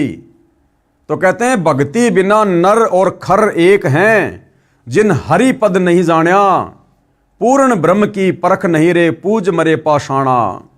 इन अज्ञानी धर्मगुरुओं के कहने पर पत्थरों की पूजा कर करके, मंदिर, मस्जिद, चर्च, गुरुद्वारों की पूजा कर करके हमारे पूर्वज आज वो प्रेत बने फिर रहे हैं, पितर बने फिर रहे हैं, भूत योनि में कष्ट उठा रहे हैं, लक 84 योनियों में तरह तरह के कष्ट भोग रहे हैं। तो कह रहे हैं सतगुरु की भक्ति के बिना, सच्चे सतगुरु के बिना गधे में और इंसान में, वो नर यानी इंसान चाहे कोई राष्ट्रपति हो, चाहे भिखारी हो, चाहे बहुत बड़ा कोई धनवान हो, कहते हैं उस भक्तिहीन व्यक्ति में और गधे में कोई किसी प्रकार का अंतर नहीं है। वो गधा भी अपना जीवन बर्बाद कर रहा है और वो मनुष्य भी, वो व्यक्ति भी मनुष्य शरीर प्राप्त करके तत्वदर्शी संत की सुसंगति के अभाव में अपने मनुष्य जन्म को बर्बाद करके और गधे की योनि में जाने की तैयारी कर रहा है। तो गधे में और इंसान में कोई अंतर नहीं होगा यदि उसके पास वर्तमान में सतगुरु रामपाल जी की सत भक्ति नहीं है। तो भाइयों और बहनों, समझाने में सतगुरु रामपाल जी परमेश्वर जी ने अपने सत्संगों में और अपने कर कमल से लिखित इस पवित्र पुस्तक में कोई कमी, कोई कसर किसी प्रकार की नहीं छोड़ी है। अब यदि भाइयों और बहनों कोई कमी रहेगी तो आप और हमारी नासमझी की रहेगी, हमारे कमजोर संस्कारों की रहेगी, जिसके लिए हम खुद ही जिम्मेदार रहेंगे। अभी तो इस पुस्तक पर केवल आधे वीडियो बने हैं, अभी तकरीबन 18 से 20 वीडियो और बनेंगे। अध्यात्म के विषय में हमें और अधिक जानकारी प्राप्त होगी, और जब तत्वदर्शी संत पृथ्वी पर प्रकट होता है तो अपने ज्ञान की जानकारी वो हर एक मानव शरीरधारी प्राणी, स्त्री या पुरुष तक, बच्चे या बुजुर्ग तक अवश्य पहुंचाता है। क्योंकि कल को फिर ये आत्मा शरीर छोड़ने के बाद सीधा धर्मराज के दरबार में जाएगी और वहां धर्मराज एक ही सवाल करेगा कि ला भाई क्या लेकर आया। वो बोलेगा जी मैं तो कुछ नहीं लाया। क्यों नहीं लाए भाई? अरे नादान, जब तेरे को मनुष्य जन्म दिया था तू क्या कह रहा था कि हे परमात्मा मैं नीचे जाऊंगा, केवल भक्ति करूंगा, सच्चे संत की तलाश करूंगा और अपनी आत्मा का कल्याण करवाऊंगा, जन्म मरण से पीछा छुड़वाऊंगा, मुझे एक मनुष्य जन्म दे दो, एक मनुष्य जन्म दे दो। तो धर्मराज कहेगा बेटा तेरी उस प्रार्थना पर जो तूने लाखों बार की थी, तुझे मैंने मनुष्य जन्म दिया था और तू बोला मैं नीचे जाके भक्ति करूंगा, सच्चे संत की मैं तलाश करूंगा, किसी के बहकावे में नहीं आऊंगा। नादान, तूने भक्ति क्यों नहीं करी? वो कहेगा जी मुझे तो पता ही नहीं था सच्चा संत कौन है। तो तेरे को पता कैसे चलेगा? तू तो सारी जिंदगी पैसे कमाने में, 2 के 4 करने में, बिजनेस को बढ़ाने में और बकवादों में लगा रहा। और क्या तेरे को किसी ने बताया नहीं था? वो कहेगा नहीं जी मेरे को तो किसी ने नहीं बताया। तो वहां झूठ नहीं चलती, यहां की कोर्टों में झूठी गवाही हो जाती है, लेकिन ऊपर वाली कोर्ट में परमात्मा कहते हैं तुमने उस दरगाह का महल नहीं देखा, धर्मराज के तिल तिल का लेखा। जैसे महाभारत के युद्ध के दौरान अंधे धृतराष्ट्र को युद्ध की घटना समझाने के लिए संजय को वेद व्यास जी के द्वारा दिव्य दृष्टि दे दी गई थी। वो दीवार पर एलसीडी की तरह सैकड़ों किलोमीटर दूर हो रहे महाभारत के युद्ध को ज्यों का त्यों देखकर अंधे धृतराष्ट्र को बता रहा था। तो वहां पर हमारे कर्म कुकर्म एलसीडी पर चल पड़ते हैं ऐसे कि ऐसे। समझदार आदमी वहां झूठ नहीं बोलता, उसको पता है। फिर उसको पता चलेगा, देख वो भाई तेरे को ज्ञान गंगा पुस्तक दे रहा था एक संत रामपाल जी की, और कह रहा था भी भगवान धरती पर आए हैं, पूर्ण सन धरती पर आए हुए हैं, भक्ति कर लो वरना दुर्गति होगी। ये मनुष्य जन्म परमात्मा प्राप्ति के लिए मिलता है। ये काम धंधा करते करते हमारे को असंख्य जन्म बीत गए, कुछ भी हाथ नहीं लगा, और मरने के बाद ये सारा पैसा धन दौलत परिवार यही रह जाएगा, भाई अकेला जाएगा, क्या मुंह दिखाएगा भगवान को जाकर ऊपर हैं। और देख संत रामपाल जी के भगत उनकी पुस्तकों पर वीडियो बना बना के थूक बिलो रहे थे, गला फाड़ रहे थे, उनको क्या सवारत था। लेकिन तुम उनके भाई थे, इसलिए वो तुम्हें समझाने का प्रयास कर रहे थे कि आत्मा की दुर्गति होगी अगर भगवान की भक्ति नहीं करेगा तो। और तू क्या मजाक समझ रहा था? अरे वो काहे का संत है, काहे का संत है वो तो हमारे गांव का है, उसका खेत हमारे खेत के बराबर में है। अरे वो तो जेई की नौकरी किया करता था, उसको सरकार ने ये कर दिया था, वो कर दिया था, हैं उसने वो कांड करवा दिए, ये कांड करवा दिए, बिना सच्चाई जाने। तो सारी की सारी बकवादे वहां पर उस भाई को दिखाई जाएंगी। फिर वो भाई नीची गर्दन करके खड़ा हो जाता है और फिर कहता कि भगवान एक जन्म और दे दो, अब की बार तो मैं पक्का भक्ति करूंगा। फिर वो नहीं सुनता धर्मराज, फिर तो कह देता यम के दूतों को पकड़ो रे इसकी गर्दन, ठोको इसको नरक में, बढ़ाओ इसको गधा। इस मनुष्य जन्म में जाके तो इसने किला तोड़ दिया, अब अगला मनुष्य जन्म दे दूंगा तो पता नहीं क्या कर लेगा ये। फिर उसको नरक में ठोक दिया जाता है, 84 लाख योनियों में भेज दिया जाता है। फिर सारी जिंदगी गधा बन के कुम्हार के लठ खाएगा फिर वो। तो ये दुर्गति भाई और बहनों फिर आप और हमारी होगी, जो वर्तमान के इस गोल्डन चांस को चूक जाएंगे, यानी सतगुरु रामपाल जी की शरण में आकर जो सत भक्ति नहीं करेंगे। और बाकी आप चाहे ब्रह्मा विष्णु महेश की खोपड़ी पे जाके बैठ के भक्ति कर लेना, भाई मुक्ति का मार्ग नहीं है। तो भाई और बहनों, समझदार को तो संकेत ही काफ़ी होता है, बाकी भैंस के आगे बीन बजाने से कोई फ़ायदा नहीं। लेकिन हमारी ड्यूटी है भाई, हम तो बीन बजाएंगे। क्या पता कलयुग है, परमात्मा धरती पर है, किसी को सद्बुद्धि आ जाए, भैंस भी जाग जाए। तो हमारी तो कोशिश है, हम तो इस परमार्थ के कार्य को आगे बढ़ाएंगे जो हमारे गुरुदेव भगवान ने हमें दिया है, इससे हमारी सेवा भी बनती है। तो भाई और बहनों, कल के वीडियो में हम अध्यात्म के विषय में और आगे जानने का प्रयास करेंगे गुरुदेव के आशीर्वाद से। तब तक गुरुदेव भगवान हम सबको आज्ञा दे, आशीर्वाद दे, सद्बुद्धि दे, हमारा मार्गदर्शन करे और हमारे अंदर वो प्रेरणा प्रकट करे, जिससे हम घर बैठे मोबाइल से उनके सत्संग सुनना शुरू करें। बंदी छोड़ सतगुरु रामपाल जी भगवान की जय हो।